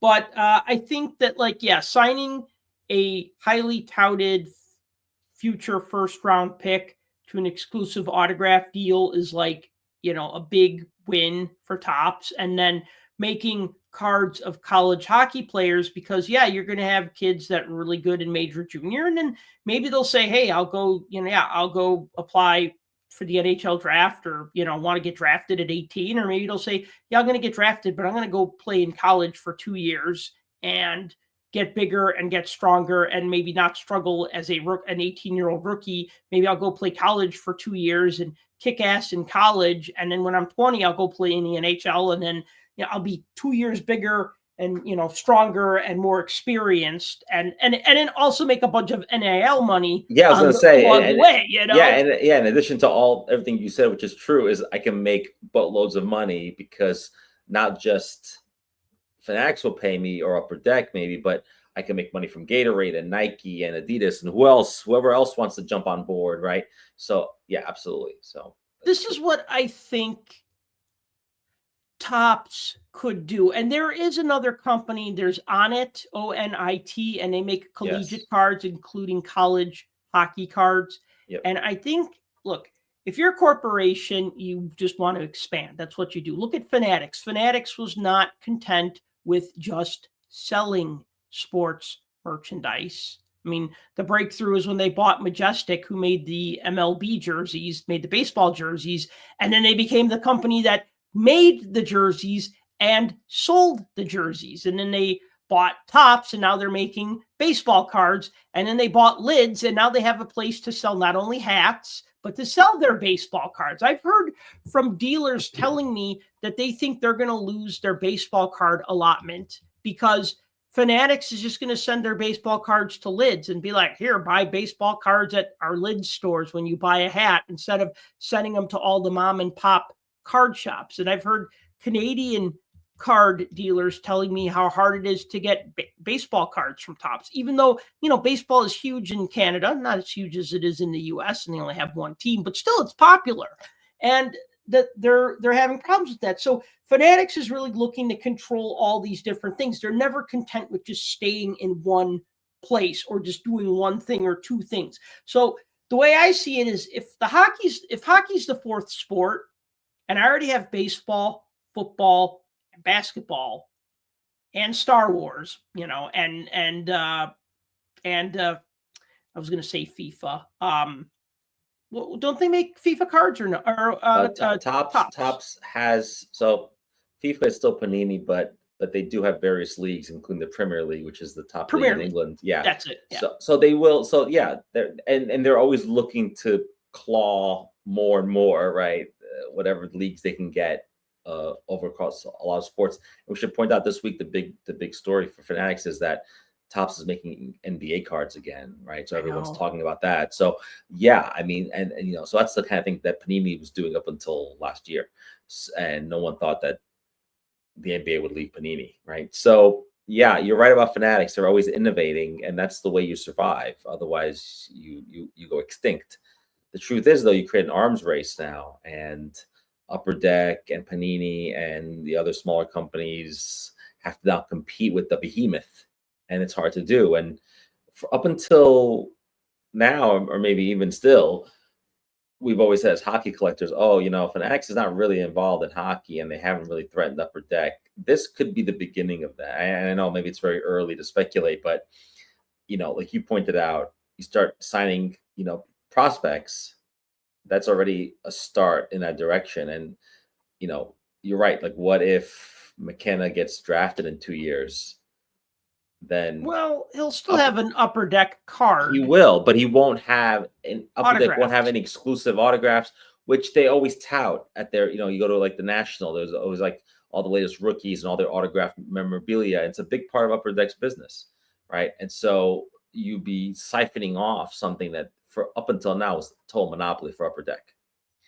And then also bring Fanatics into the Canadian market, which they probably don't have enough market share. And, they always say they want to 10x the hobby. Well, this is how you do it. You start to really, you look at places that you're not involved and you say, okay, how do we get it? How do we get there? And then just another incremental build for Fanatics. That's all. Now, look, if Topps is making these college hockey cards, yeah, sure, they'll make some money on it probably.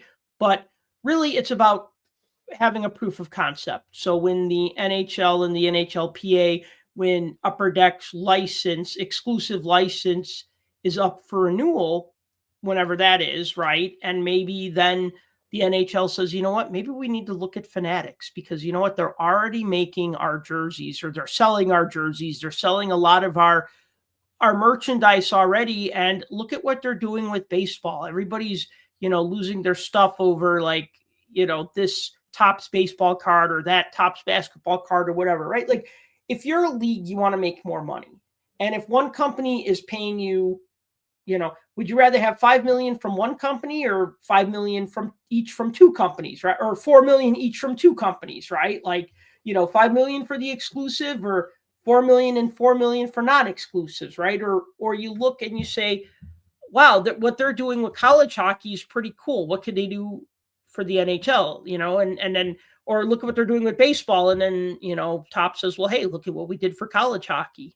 And we sold this many and we put a print on demand and we made it available for 96 hours and we sold 100,000 copies at this much per card and blah, blah, blah. You know what I mean? And so that's the thing. Like that's kind of what I thought Topps was doing when they got into the hockey stickers. I felt that it was kind of like, when they got that license and Panini lost the license to hockey stickers, NHL stickers, I thought, okay, Topps is really just trying to make themselves look good for a hockey license. And they did the Topps Now hockey stickers that used to be have an accompanying album, right? And so I feel like that's part of it, right? They're kind of like setting themselves up to say, hey, look at our track record. We've had college hockey for a year and we did pretty good, or 2 years and we did great. Now what can we do for you for an NHL set? I'd be excited about this. It's to be continued for sure. All right. Well, I think we're going to move on to our review of 25-26 Upper Deck Artifacts hockey cards.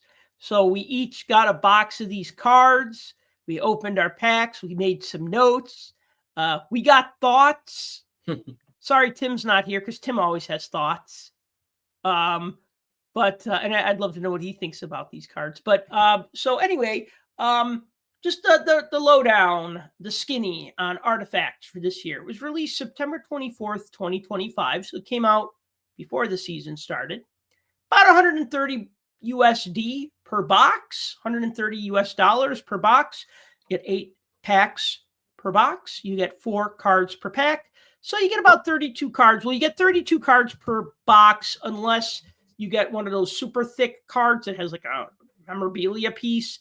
Then you get 1 or 2 cards less. Because I think I ended up with 31 total cards because I got a thick memorabilia card that I think took the place of the decoy and a base card. Same. Yeah. Yeah. Okay. And then the box says on the front, collect at least 2 hits per box. But then I like to pull some of the legalese from the sell sheets, right? Each box contains 3 autograph, memorabilia, and or tech insert cards and 1 rookie redemption or acetate card on average. Find 4 serial numbered base set or base set parallel cards per box on average. So they're basically saying you're either going to get, so your box is going to have a total of 3 either autographs, memorabilia, or tech inserts, right? So you might get an autograph, a memorabilia, and a tech insert. You might get 3 memorabilias. You might get 2 of one, 1 of another, whatever, and 1 rookie redemption or acetate, right? Got all that, right? So it's 3 of these total, and then either this or this, and then 4 serial numbered cards. So yeah, so that's what's up with that. As far as the set breakdown, which I think is, this one really annoyed me. Okay, because when you think of Artifacts, maybe you think of like the design. I always think of the design. I still love the 0809 design. It looked like a leather bound book. It had like those golden corners, you know what I mean, that you'd see on like an old leather book. And I remember another year, maybe it was 2 years later, it kind of had like an old world map look to the background, kind of like that parchment with like a, I like that. I like that look. Why can't a hockey card look like an old map or an old book, right? You know what I mean? It's about making an interesting design, and you can only use so many variations of hockey sticks and or hockey pucks so much, right? So when you incorporate other stuff, a couple of weeks back, we talked about tops and the push pins on the 88-89, right? And it's fun because of the push pins, which, we do not recommend using push pins to hang your cards, but we like push pins as a decorative element, right? When I think Artifacts, I think of 100 base cards, 50 rookie cards, and then maybe like some rookie redemption cards. This year really kind of threw me for a loop when I was putting together this presentation, because you got 200 base cards, 200 cards, and then you got your redemption rookies. Okay. So 1 through 100 are your base veterans, but then your stars are 101 through 135. So in other words, the really good players are 101 through 135. Goalies, there's only 15 goalies in this set, apparently, not counting rookies. Cards 136 through 150. Okay, then you have greats that are numbered 151 through 170. Then you have rookies numbered 171 through 200. And, the numbering is different. Like, they're serial numbered. So your stars are numbered out of 699. Your goalies are numbered out of 699. Your greats are numbered out of 599. Your rookies are numbered out of 999.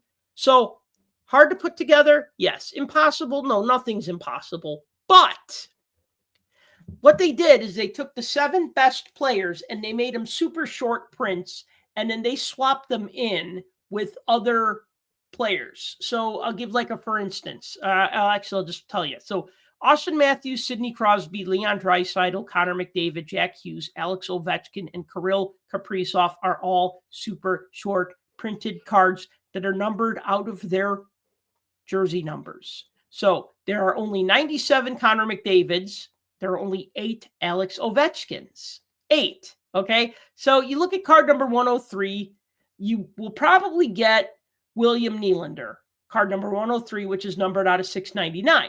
However, there's another 103, which is Austin Matthews, which is numbered out of 34.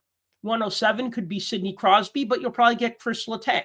And it's like that all throughout, right? Like where card 109, Zach Hyman, but then the super short print is Connor McDavid numbered out of 97.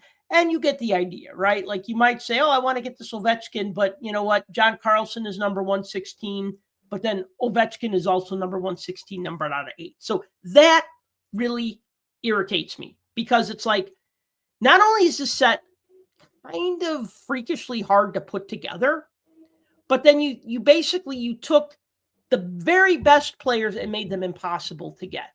So what's the fun of putting together a set of hockey cards if the best players are impossible to get? Not the best rookies. We've been trained over the past 25 years. We've been groomed to understand that this is the way things are. Rookie cards are hard to get. But now we're just making, a 20th season Alex Ovechkin card hard to get. Well, yeah. Well, okay. So what you find annoying could be exciting for some people, which is you create scarcity now of non-rookie cards of star players, because let's be honest, like when you're putting out 20 sets a year in your upper deck, people are chasing rookies, that's fine. But after a while, those rookies go up and down, and speculation, whatever, on a certain player can run dry. But it's like you want an Ovechkin card, and there's only 8 of them, and you're an Ovechkin collector, or you're just someone who loves hockey cards, you're creating a variety of chase elements within a set. And that's the exciting part, potentially.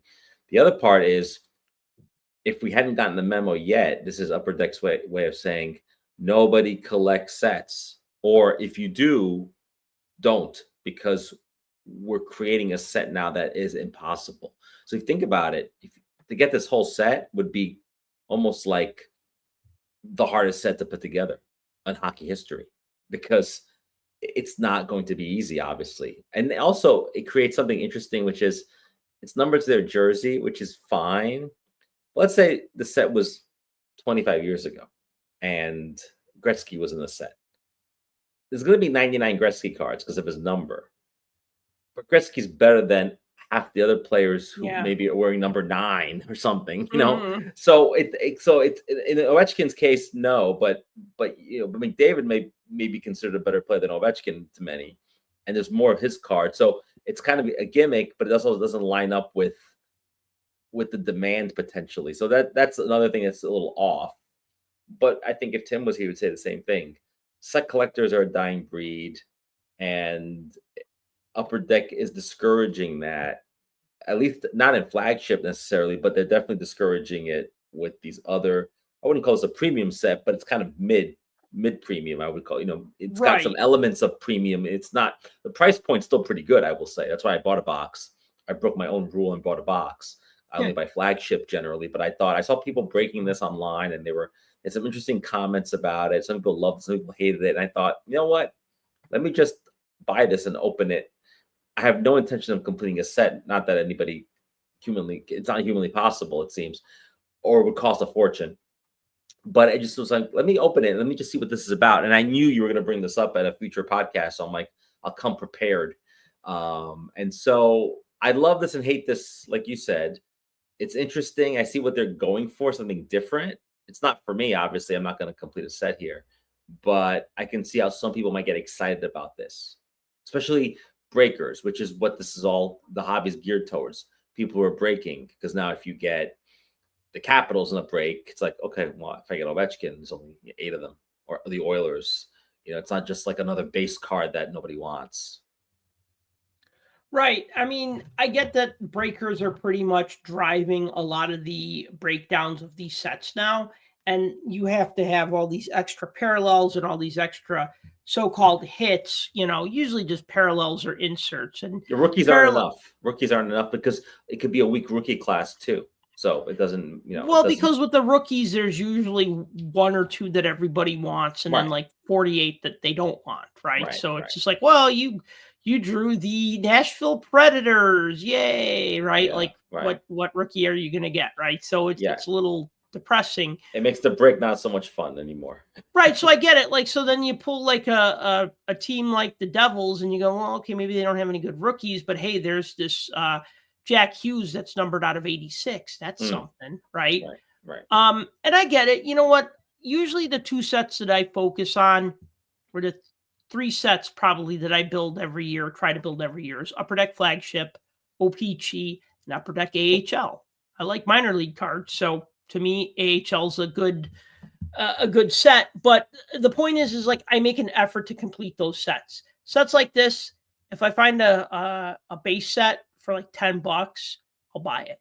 You know what I mean? But otherwise, or like ice. Like I think I bought like an ice set that was complete because it wasn't too hard to get all the rookies, or like even like one of the parallel versions. But I mean, not counting the clear ones, right? Obviously those are going to be harder. But looking at the design this year, it's pretty much like every year. It kind of has like this kind of like, I don't know, would you call that like an embroidery pattern, and then kind of like a parchment type of background? I don't know. Yeah, embroidery for sure. The parchment, I don't really see it, but it depends on the color variation a little bit. Well, maybe not parchment. I don't know. Just kind of like a cloudy background. It looks like nice. What's that? What's the word I'm looking for? Like when you buy nice stationery. Yes. Okay. That's what it looks like. Okay. Yeah. Well, all right. Stationery. Like yeah. Thank you note. Like a thank you note. It's got like a pattern on it. Right. So, I like the look of the fronts of the card. So there's like a healthy dose of silver foil on the left and right side. I mean, that for the standard version, the base version. And I like that. It says artifacts in silver. The back, what struck me odd about the back of the card is that there's 2 years of statistics, career totals, and a whole heck of a lot of empty space.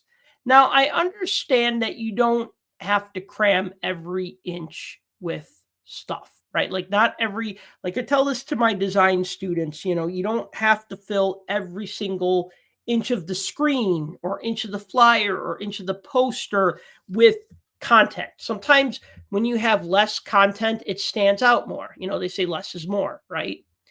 What I can't figure out is why 2 seasons. That's just so weird. I could see the previous season and totals. Well, that's fine. MVP, I think that used to do 5, right? Right. 5 seasons. So 2, I know the same thing. I thought 2 was like, why 2? Just do just do 1 with career, or just do. Yeah. I don't know. I mean, or 5. Up to 5. You can comfortably get 5 lines of stats. There's a lot of white space under the 5. Wouldn't have cluttered it up that much. No.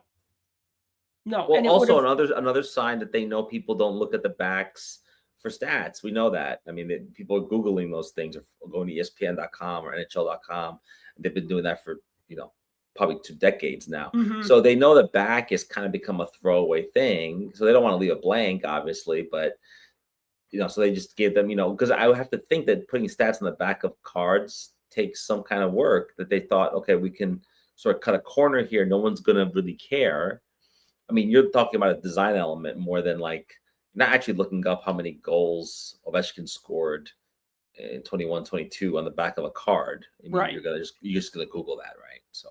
Well, now, but I mean, we used to do that, and I know. Oh, I know. We used to memorize all that stuff, their birthdays and whatever. I mean, I used to love the fact that baseball cards and even hockey cards had like fun facts in the back. I mean, that was great, but that was hours of fun in a pre-digital world where you didn't have other places to find that stuff. So, I mean, I can understand, but you want the back to have some semblance of the back, because if you just put another picture on it, people are going to be like, is this another front? What is this? Like, this is a 2-sided card. So you have to create something that is familiar enough to be the back of a card, but doesn't involve the work and the detail that a back would have normally had. But I mean, don't get me wrong. I'm a big fan of those baseball players who played 21 seasons, and there's 21 years of stats in the back of the card. I think that's always really cool, I think. Wasn't that trippy? Like, I know that you recently wrote an article for Sports Collectors Digest about 85 Topps baseball. Right. And you probably looked at some of those cards, some of those guys that had played since, 20 years or so, maybe late 60s or whatever. And you just see like all those statistics, and it's cool. Mind boggling. Yeah. And then you would look and see I remember what I always looked for was like, what was like the best year they had, the worst year they had. And then like the worst year was always like, oh, they were still in the minors or something. Like, before they, it'd often be a minor league stat in there too, like the year before they got, their MLB debut or something. I mean, yeah, that was fun. And it still's fun, but I just think a lot of collectors don't even care about the backs of cards anymore. And it wouldn't surprise me if people buy cards now, slabbed cards, don't even look at the back. Just for condition, they're looking at it, but they don't care about the back. Yeah, just going back to your stats analogy, yeah, those outliers were always fun. Yeah. When you're like looking and then you see Oklahoma City and you go, Yeah. oh, that's a minor league team. Yeah. You know what I mean? Not like only 9 at bats. Right. It's like, or when it just like, and then there's like one line of stats and it'll say like appeared in 2 playoff games. Like, right. You know what I mean? Like, right. Didn't play the regular season, but they'll put like appeared right. in 2 playoff games, right? Like they still want to like say, yeah, he was on that team that year. Right. Most of the year he was in the minors or whatever. Because in a lot of ways, the back of those cards was like the official record of those players' careers. And now that's no longer the case now. That's the thing. But I can see why Upper Deck's like, well, we should put something in the back. I mean, to make a long story short, I think 5 seasons is still weird, but better than 2, because 2 means nothing. It just like, why 2? And why the last 2? And wouldn't it be better to have a fact in the back? And I don't know. It's interesting. I'm sure people at Upper Deck and Tops and everywhere else are having the same kind of debates. Like, what do we do with the backs of cards? Because stats are important, but is anyone actually looking at these stats for anything other than like decorative purposes? That's all. Right. So I don't know. I mean, one idea I talked about was put a QR code on the back, right? And that can go to something. I mean, I know that's more work because then you have to make that something that's, online. A landing page somewhere, right? Exactly. Yeah. Goes to their NHL.com player profile page. That would be something. Yeah. Because that's always going to be updated and that's always going to be online. They got player profile pages for everyone who's played in the league, including retired players. And the truth is, they have a deal with NHLPA, so it wouldn't be that much of a hard sell or a problem. I mean, and it would create traffic, and also, that actually would be interesting. It might not look pretty aesthetically, but then again, it's the back of the card, right? So no one's going to look at the back, even though I know we'll get to this later at some point, but the cards that are numbered, there's an interesting place where the numbers are being put this year as opposed to past years on the serial numbers. Yeah, serial numbers. Yeah. Let's talk about that because so when I was looking at my box and I pulled a rookie card and I said, oh, rookie cards are yellow this year. And then I kind of looked on the back and then it said yellow numbered 50 out of 50. And I go, oh, wait a minute, this is a parallel. Then I looked and then I said, well, wait, I didn't get just a regular rookie card. And then I noticed that here, Yegor Sharangovich of the Calgary Flames was card number 128. And it was numbered 413 out of 699. I'm like, oh, that's my short print. And that's when I started looking and I'm saying, okay, so cards 1 through 100 are guys who play in the NHL.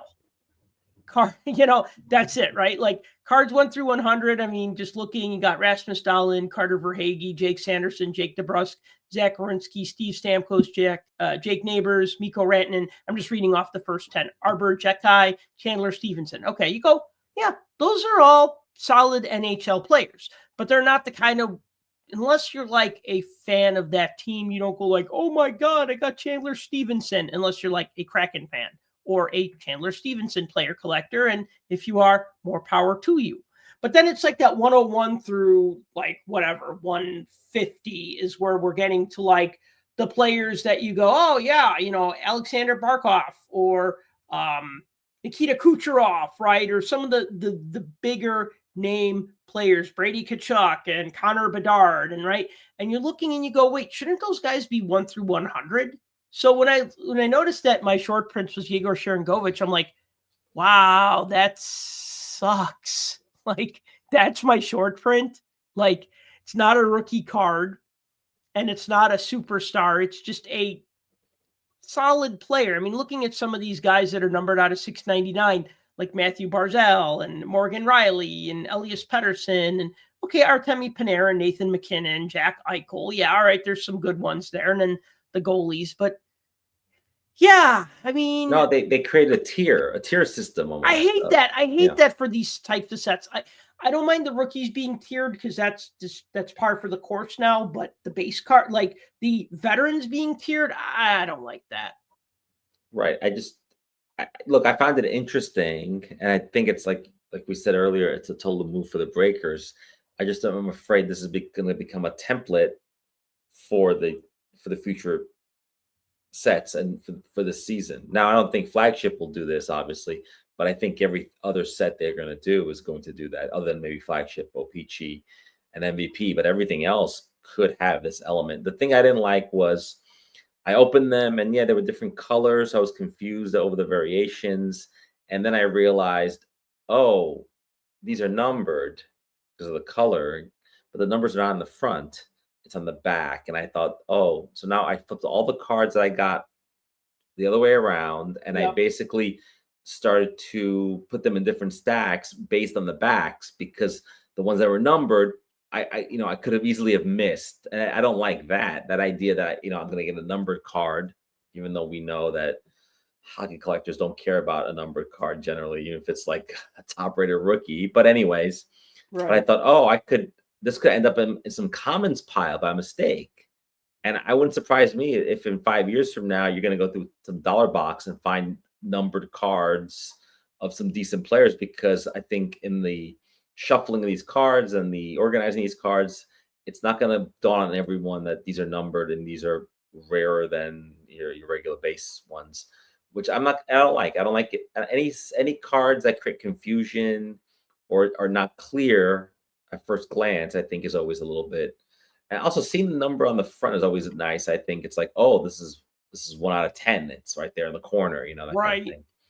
And maybe because it messes with the design, I'm looking at the design of the fronts. Maybe the corners you couldn't do it because of this weird type of pattern. But anyways, I just think that they were doing something different. I'm not a big fan of it. I can't imagine the breakers love it either, because they got to flip the cards over now to show like, oh yeah, this is an 8 out of 699 or whatever. And I don't know that they love doing that either, because now you're handling the card more and everything. But whatever. This is probably, I feel like this is like a test, an upper tech test trial balloon for things like, let's do tiers, let's do numbers on the back, let's only put 2 years of stats, let's play with this, let's see what the reception is. Let's just make the back blank. Blank backs, yeah, blank backs. I guess that's already a thing, right? So yeah, well, you can't do that. Yeah, no, but I mean, if the back was totally blank, it just had the number on the back and the bottom logos, it'd be kind of interesting. Yeah, because the card we're showing on the screen here, they're not even showing a different headshot. It's the same photo as the front, just cropped. Yeah, and even sometimes when they do that same headshot, usually it'll be in the game. Like it'll be like you'll see like a color background, and you'll see like where the photo came from before it was cut out. So at least you're saying, okay, well, I'm seeing like a different version of this photo, not just cut out and superimposed. But yeah, here it's not really doing much different, and I think that's funny. Number 8 out of 699. Hope you enjoyed your $60 PYT break. That'll be $60, right, for your numbered out of 599, right? So some of the parallels that you could get, there's ruby red parallels that are numbered out of 599, lime green that are numbered out of 125, yellow, which are numbered out of 50, copper, which are numbered out of 75.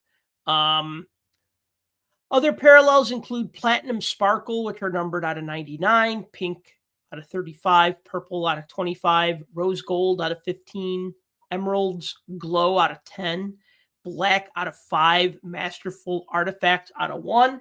And there are other ones too. I didn't want to read every single ones. And there are some that are going to just be exclusive to hobby packs, right? So I think like light blue or sky blue or something like that. There's like a blue one that I think is a hobby version. And I know like one year I tried to get all the parallel versions of Ryan O'Reilly for some reason. I don't know why I picked him. I like him. I think maybe because I got like a jersey card of his in a box, and then I got like this was in a box of artifacts a couple of years ago, and then I got like a parallel version and the base version. So I said, all right, well, I already got 3 out of like 30 possible versions, and then I think I bought like 10 or 12, and it was kind of cool to get like the different ones in the pages. But then they were also doing like horizontal versions and jersey versions and autograph versions and autographed horizontal jersey versions, and sometimes it just gets ridiculous. But I get it. It's what the breakers want so that there's more hits per box or more non-base cards. Did you get any interesting parallels? I got a couple of reds, and I got a gold rookie parallel of Joakim Kemmel of the Nashville Predators. Yeah, I didn't get any parallels that I thought were noteworthy, like name wise. Mhm. So I didn't even I pulled them aside, of course, and I put them in a separate stack, but I don't remember any big names coming out. It was more the the autograph and the patch, and those are the cards that I thought, maybe I made my money back on the box, but maybe not quite, close, but not quite. And I know that that's the end game here is not to make your money back on the box, because that's hard to do. But you want to try to say, okay, minus the fun of the rip, right? Like if the box is 130, and how much is the ripping part worth? $50. So the rest you're hoping, okay, the rest needs to be in value of the cards, because if the whole thing is just the fun of the rip, then Tim is right. This is just becoming like a big scratch off game, and let's move on. And it's one big gambling thing, and so I don't want it to be that. Even though I understand that opening a box of anything or a pack of anything is a gamble, and it always has been one. But now, because of all these different sort of levels and tiers and parallels and potentials for this and that, it creates more of that element. I mean, you read early on in the beginning of the artifacts talk in terms of like what the hits are, and it's like I'm not really clear anymore what a hit in the box is anymore. All I know is if I'm not getting an autograph, I'm not really happy. Right. And even if I get an autograph and it's somebody crummy, I'm like, at least it's an autograph. Right. Now we should point out that these are sticker autos. I know there's a big debate in the hobby now about how everyone hates sticker autos. Now everything is on card now. And it's like, because the powers that be decided that on card is better, and it is better, but it doesn't mean that the sticker autos that you had from 10 years ago are garbage. And so, but these are sticker autos. As far as I know, from what I got in my box and from the rips I saw on YouTube, I think these are all stickers, not on card. So yeah, speaking of the autographs, right, and some of the hits that you can get in a box. So there's Remnants, which is a jersey card, and then there's Remnants Premium, which are numbered out of 25 and usually have like a patch piece. I got one of each. I got a Remnants of Brock Faber, not bad, and then I got a Remnants Premium of Sidney Crosby. I'm like, oh, okay, then, like. That's cool. And we should point out those are game used, right? Yeah. I believe so. Let me. I got no Remnants, if you can believe it. In an official NHL game, yeah, these were used in official NHL games. So I got no Remnants, but I did get one patch card, which was this subset that's called Threads of Time, and it's one of Jack Eichel. And it's a blue patch of like an hourglass with a blue patch in it. And it's him in a Buffalo Sabres jersey. And I thought, wow, that's really cool. Like I can try to collect all these threads of time, and then I realized, well, these are not that cool. These are just like, hey, we're Upper Deck and we had a bunch of Jack Eichel Buffalo Sabres jerseys we don't know what to do with. So let's just put them all. Let's create this Threads of Time. So I'm convinced that Threads of Time is just players who've been traded at least once in the last 5 years, and they don't know what to do with the old jerseys. And because we all know how much we hate like him in a Golden Knights, uniform, and then he's got like a Sabres jersey swatch. Yeah, exactly. So it's do you have the card with you? I do have the card with me. Yeah, hold it up. Let's see. Yeah. Well, green screen is kind of okay. So. Kind of messing with it. Threads of Time. Yeah, I see it now. But it's cool because it's a name, Jack Eichel. But I was like, oh, So you'd have to be a Buffalo Sabres fan to want this patch, but then you really wouldn't want it because Jack Eichel's gone. So it's kind of like, I don't know, unless this patch is from his rookie year, doesn't say. Probably So not. probably not, because it wouldn't be just a throwaway thing. So it's like, okay, you know what, whatever. Then the autograph I got was of Martin Necas of the Avalanche. So not the best autograph in the world, but you know, it is what it is. It's a sticker auto. It's a sticker auto, yes. You have it in front of you. Let's take a look at that. Yeah, let me pull that up.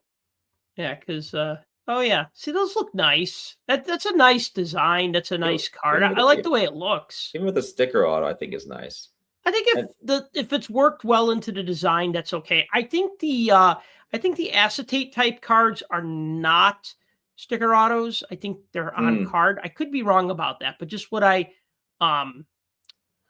saw when I looked online, I found like this picture of this who's that? That's Colton Dock, right? And that doesn't look like a sticker auto, but then again, I'm looking at somebody else's picture of it. But yeah, it's hard to tell when it's a picture, but yeah, no. But the other thing too is that, you know, the cards that they were trying to promote as being like really great were these Aram cards, which are gold colored. Mm-hmm. You know, they do nothing for me. The only thing I opened that made me kind of shout and go yes was I did get an Artifacts Redemption. It was the Sharks. And I thought, oh, okay, this could be a good card. You know, once I redeem it, or maybe I'll just sell it the way it is.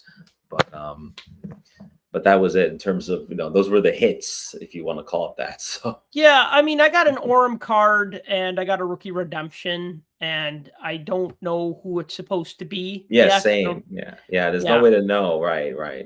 And I looked at the Orem cards, and you know what? I've never been a fan of Orem. And they have some sort of scratch-off code on the back for some sort of bounty or something. And I ain't got the mental bandwidth for that. And I'm not going to buy 40 boxes to try to complete all the codes. Look, some people are going to do that. Maybe the breakers will do that. Maybe that's their incentive to buy 5 cases, open them. I don't know. Yeah, they got to buy pallets of them. But that's for the breakers. I mean, regular or for store owners to say, you know, we ripped a lot. What do we have here? You know. Right. So, I mean, do the Orem cards look cool? Yeah. Do I like them taking the place of an autograph or a jersey card? No, I don't, because you're just telling me that it's a rare card. It's a tech insert. Okay. But aren't these all kind of tech inserts in a way? Isn't foil stamping tech? Isn't clear cut type cards? Isn't that tech? I don't know. This is just like slightly thicker and gold foil with some etching. Does it look nice? Yeah. I got Sean Monahan. Hard to get excited about that. You know, it's funny. There were those Upper Deck Grandeur coins, and I remember doing a break of one of those when those came out, and my coin was Sean Monahan, and it's just kind of sat on my desk. It's too light to be a paperweight. It's just this kind of little dinky coin that I just kind of keep because it just kind of, I don't know, it makes me laugh, you know, whatever. But like whenever I pull Sean Monahan, I'm like, oh yeah, my coin guy. Like the $100 coin that I got in the $100 box of Grandeur hockey coins that went over like a lead balloon, but that's okay. You know what? Sometimes you swing for the fences, sometimes you hit over the fence, and sometimes you ground out. So I don't know. And I'm using a baseball analogy for a hockey podcast, and I should really check myself because I could come up with hockey analogies instead. But you get my point. Some of the other inserts, just to wrap things up, arena artifacts, which are like memorabilia cards, RM signatures, desert dog relics, which I thought was interesting because you're talking about them having to use up old memorabilia. So they probably had a shitload of Coyotes jerseys, and they said, well, great, nobody's playing for the Coyotes anymore, and the Coyotes don't exist anymore. What are we going to do with all these Coyote jerseys, right? So they made inserts of them, and then they made it its own inserts at Desert Dog Relics and Desert Dog Relics Premium, and I thought that was a great idea. I thought that was cool. Like, you know what? Like, people are like, oh, the Coyotes, too bad they went away. Some people are like, oh, I hope they come back in 5 years or whatever with new ownership and a better arena or whatever. But, love them or hate them. We all like to make fun of their bad jerseys. But, maybe they were just kind of like not such a great team for so many years, but they just kind of hung on forever. So I think it's cool that they said, hey, all right, well, we got these Coyote jerseys. Let's do something with them. Let's make it its own insert set. I think that's a really freaking good idea. Got the history lesson signatures, Tundra teammates, which is a standard with Artifact where you get like 2 players on the same team, or sometimes you have like Tundra tandems, and sign of success. So a couple of different ones, as well as the Orums and the rookie redemptions. So, did any of your inserts really kind of stand out to you? I know you mentioned that you got a redemption card and you got an Orem card. Yeah, I got an Orem card of Noah Ostland, who's a rookie for the Sabres. I got the Sabres box apparently, but did you buy it from DA Card World? I did not. So that's an interesting thing. I bought it from my local LCS. So, but I am in New York, so I wonder if that's part of it. But Buffalo and New York City are not that close to each other, so. Well, I mean, no, I get it, but I don't know. I mean, I didn't get an autograph, and the thing is that I used to love getting 1 autograph per box guaranteed. Like, I remember one year I bought 5 boxes of artifacts. I put together a base set. I got 1 autograph per box. I was really happy with that kind of ratio. Like, I liked the way the set looked. Now I'm talking like 15 years ago. I know everything changes over time. And it's hard to feel nostalgic for 2010 or 2011, although my Blackhawks were pretty good in 2010. But like, I missed that 1 autograph per box. So, just to give my rundown, the good, the bad, the ugly of 25-26 Artifacts hockey. The good is the typical classy Artifacts design. I like the fronts of the cards. They're clean looking. They're the players really pop when they're wearing their home color jerseys. I like the silver foil on the sides. I've almost always liked Artifacts every year. I've always liked the design as far back as I can remember. The bad, though, is the price. You're looking at about $16 a pack, or about $4 a card. So grab 4 cards and tell me, are they worth? Is that worth $4? Are they worth $4 each? Right? Like, is this Tim Stützle base card worth $4? No, it's not. I get it. You're opening the product, so you get to open the cards. That's part of the price, right? The enjoyment that you derive from opening, and then also the chance of getting something really cool. You know what? If I open packs of 92 score hockey, they might be really cheap. I might enjoy opening them, but there's really, really, really slim chances of me pulling that Bobby Orr autograph, considering how overprinted that set was. You probably have better odds if you buy some artifacts of pulling. Well, you got an autograph card in a box, not right. Bobby Orr, but you get the idea. I mean, like when Score did like their little like Bobby Orr autographs that were like impossible to find back in 91, 92. But the idea, the point is that you could buy cheap wax for the thrill of opening. This should be for the thrill of opening and then the potential of getting something cool. But at $16 a pack, I feel like you got to really like this. The quality control on super thick cards, my Crosby card had a little bit of a ding on the top, which happens with thicker cards. I get it. But like, and I was able to smooth that out with my thumb and it looks fine now. But that's still kind of annoying when you pull a card that's numbered out of 25 and it's like defective when you get it. As you pointed out, the serial number on the back, that just makes it harder. Probably because they like to put the serial numbers on the side and that's a foil stamp and they already have a foil stamp there. So really they can only put it over the player's name, but that would probably be awkward. They'd probably have to put it horizontally and not vertically. So it was probably just a design limitation based on the foil, like you pointed out, but still that is annoying. And even the 100 card base set will be tough to build. I mean, by my math, I got 23 base cards in my box. You probably got something close to that, probably similar or same. So you're going to need like 5 boxes to build a base set. And I just, like, I guess, here's the thing. If you're buying 5 boxes of artifacts, you're probably not in it for the base set, right? You're probably in it for some bigger deal. So you probably don't care about the base cards. But the thing is if you do buy 5 boxes of artifacts, you're probably going to build a base set. Send it to me. I'll take it. You know what I mean? All you breakers out there who don't want your base cards, just send me one through 100. Send one to Clemente. Heck, send one to Tim. He deserves one too. Although it'd be a set of lies because he didn't build it pack per pack. I love that term. That's a great term. I think that needs to be my next T-shirt or giveaway sticker or something. But I need to put it in a funny context. Like maybe it's a sticker that you put on your binder or something. I don't know. Yeah. On the binder of the set that you bought, that's what you would put it. Right. Yeah. Yeah. A set of lies. Right. The ugly.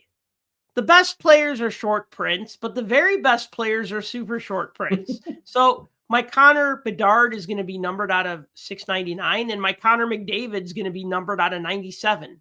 So basically, if you're putting together a base set, it's for like those mid-tier players, and then the great players are short printed, and then the superstars are ridiculously short printed. That shouldn't be SSP. That should be RSP for ridiculously short printed. And it's tough to build a set, impossible to build the full set. So why bother? That's my question. And would you bother? Yeah, no one's going to bother. But I think the set collectors are like fewer and fewer of us out there. But yeah, no, these are all good points that you make. And, I don't hate the set, despite some of these limitations, which are many, because of the design and of what they're trying to do, which is interesting. I just hope that this doesn't become a template for the future, because I think it would really, really be a turnoff for hockey collectors who like to build sets, to chase, player collectors, for example, and. I'd be curious to see on the secondary market what some of these SSPs, super short prints, are selling for. I'd be curious to see. I should take a look on eBay and see what they're going for, because I'm just curious. Because I'm like, are there enough out there? Does it matter? Does anybody care? Will these be in showcases at the next show I go to? Like, these are all things I'm curious about, and something tells me that it's not going to be the case. But maybe I'm wrong. Yeah, it's hard. I mean, I'll have a serial numbered Ovechkin card, and if it's not a rookie card or a jersey card, people just don't care, right? Like, it's a numbered out of 100 parallel, right? Like sometimes that works for certain players in the right market at the right time. But yeah, you're right though. I mean, like put it to this way, like that Connor Bedard numbered out of 599 or 699 or whatever, I'm going to want one for my collection, but if I ended up with like 5 of them, I don't see them being like, if I tried to resell them, I don't really see them being like strong sellers, because people are going to want the rookie card, or they're not going to want to spend too much over like standard for like something that's numbered, unless they're like, they collect that player. But, Yeah. And habits are hard to change, even though Upper Deck or Tops or whoever can try to change the way sets are made and the way they configure the cards. It's still dominated by rookie cards. People want what they want. There's high demand for that. And you're right. Like, why would I want to pay much more money for year 18 of a star player, right? Like, it's a tough sell. But you're right. Maybe in the right time, in the right market, maybe someone like Ovechkin, if he gets to 900 goals, or people want to buy it because it's like, oh, he broke that, he hit that plateau during this particular season. This card is from that year. Or maybe people like, for example, the Ovechkins are numbered out of 8, right? You said. So what if you get 8 of 8? Like, people are into that. People are into that. Or 97 out of 97 if you're a McDavid. Like they want the number to match, but that, that makes it almost like a one-on-one situation in a way. But it's I'll be curious to see. Look, the secondary market, I know the Upper Deck says they don't care about the secondary market, but the secondary market is always a way to tell whether or not a set has been successful, or a certain player, a certain card is in demand. And that's the only way to really to know is what the secondary market demands, because Upper Deck, like other companies, don't tell us how many boxes of this that they've sold, or how many cases they've sold, or they don't tell us any of that data. So we have very little to work with. And so what we do have to work with is secondary market. And so, like I said, the next few weeks are telling. But then again, artifacts will probably be forgotten by then, because Flagship will come out, I think, October 15th. Right. And everyone's going to be focused on that, and Young Guns and speculation and all that stuff. So we'll see. Yeah, it's hard to say. I mean, like I said, I like artifacts for the reason that I liked artifacts in the past, the design, the getting one autograph per box. Now that that's kind of out the window with the one per box autograph, and the they're just tiering, like making it hard to like put this together. And I remember they did that with an MVP set one year, and I think they only did it for 1 year, and that was about 10 years ago. And they had like base cards, and then they had like short printed veterans, and then they had like short printed rookies, and it was just a tough set to put together. And this was MVP, and we're talking about MVP when it became the cheap set, like the mid 2010s type of era, right? So I don't know. I mean, look, people are going to buy what they like. This is not something that I'm going to, mess around with. I'm not going to, beyond maybe buying a base set. If I find one at a show for like $5 or $10, I'll buy it because I collect hockey cards and I like cards. And, even if I'm like lukewarm towards a set, if it's complete and it's a hockey set, I'll buy it, but it's not something I would like be like, oh yeah, I'm going to buy like a bunch of boxes and hope to get a bunch of like short prints. And I used to do that with artifacts, and I used to like that. I used to put together the base set and like getting all the different cards. But now, those hits just get further apart, and then what qualifies as a hit, it's like that bar keeps going down. So yeah, I mean, I know things keep changing over time, but you got to vote with your dollars. And this one doesn't get my vote. If it gets your vote, not you, Clemente, personally, but you listeners, if you like it, go for it. Don't let us dissuade you just based on our opinion. We just share our opinion and the facts that we know. And then, you make up your own mind on whether it's something that you want to make room for in your collection, or if it's something that you might, want to just kind of hang on to your hobby dollars and then wait for the next thing. Like Clemente said, Flagship coming out in a couple of weeks. So any last thoughts before we wrap this one up? No, it's been a really, really good show. Rich, a lot of content. But you know what? That's what people are here for. So, all right then. Thank you for listening to the Puck Junk Hockey Podcast. As always, if you've enjoyed the show, please be sure to like and subscribe. Please be sure to tell your friends. If you want to support this podcast, you could do so by purchasing a t-shirt at shop.puckjunk.com. And if you like to read, guess what? We got you covered. You can find articles on our blog at puckjunk.com, and you can subscribe to the newsletter at puckjunk.com/newsletter. And until next time, collect what you like.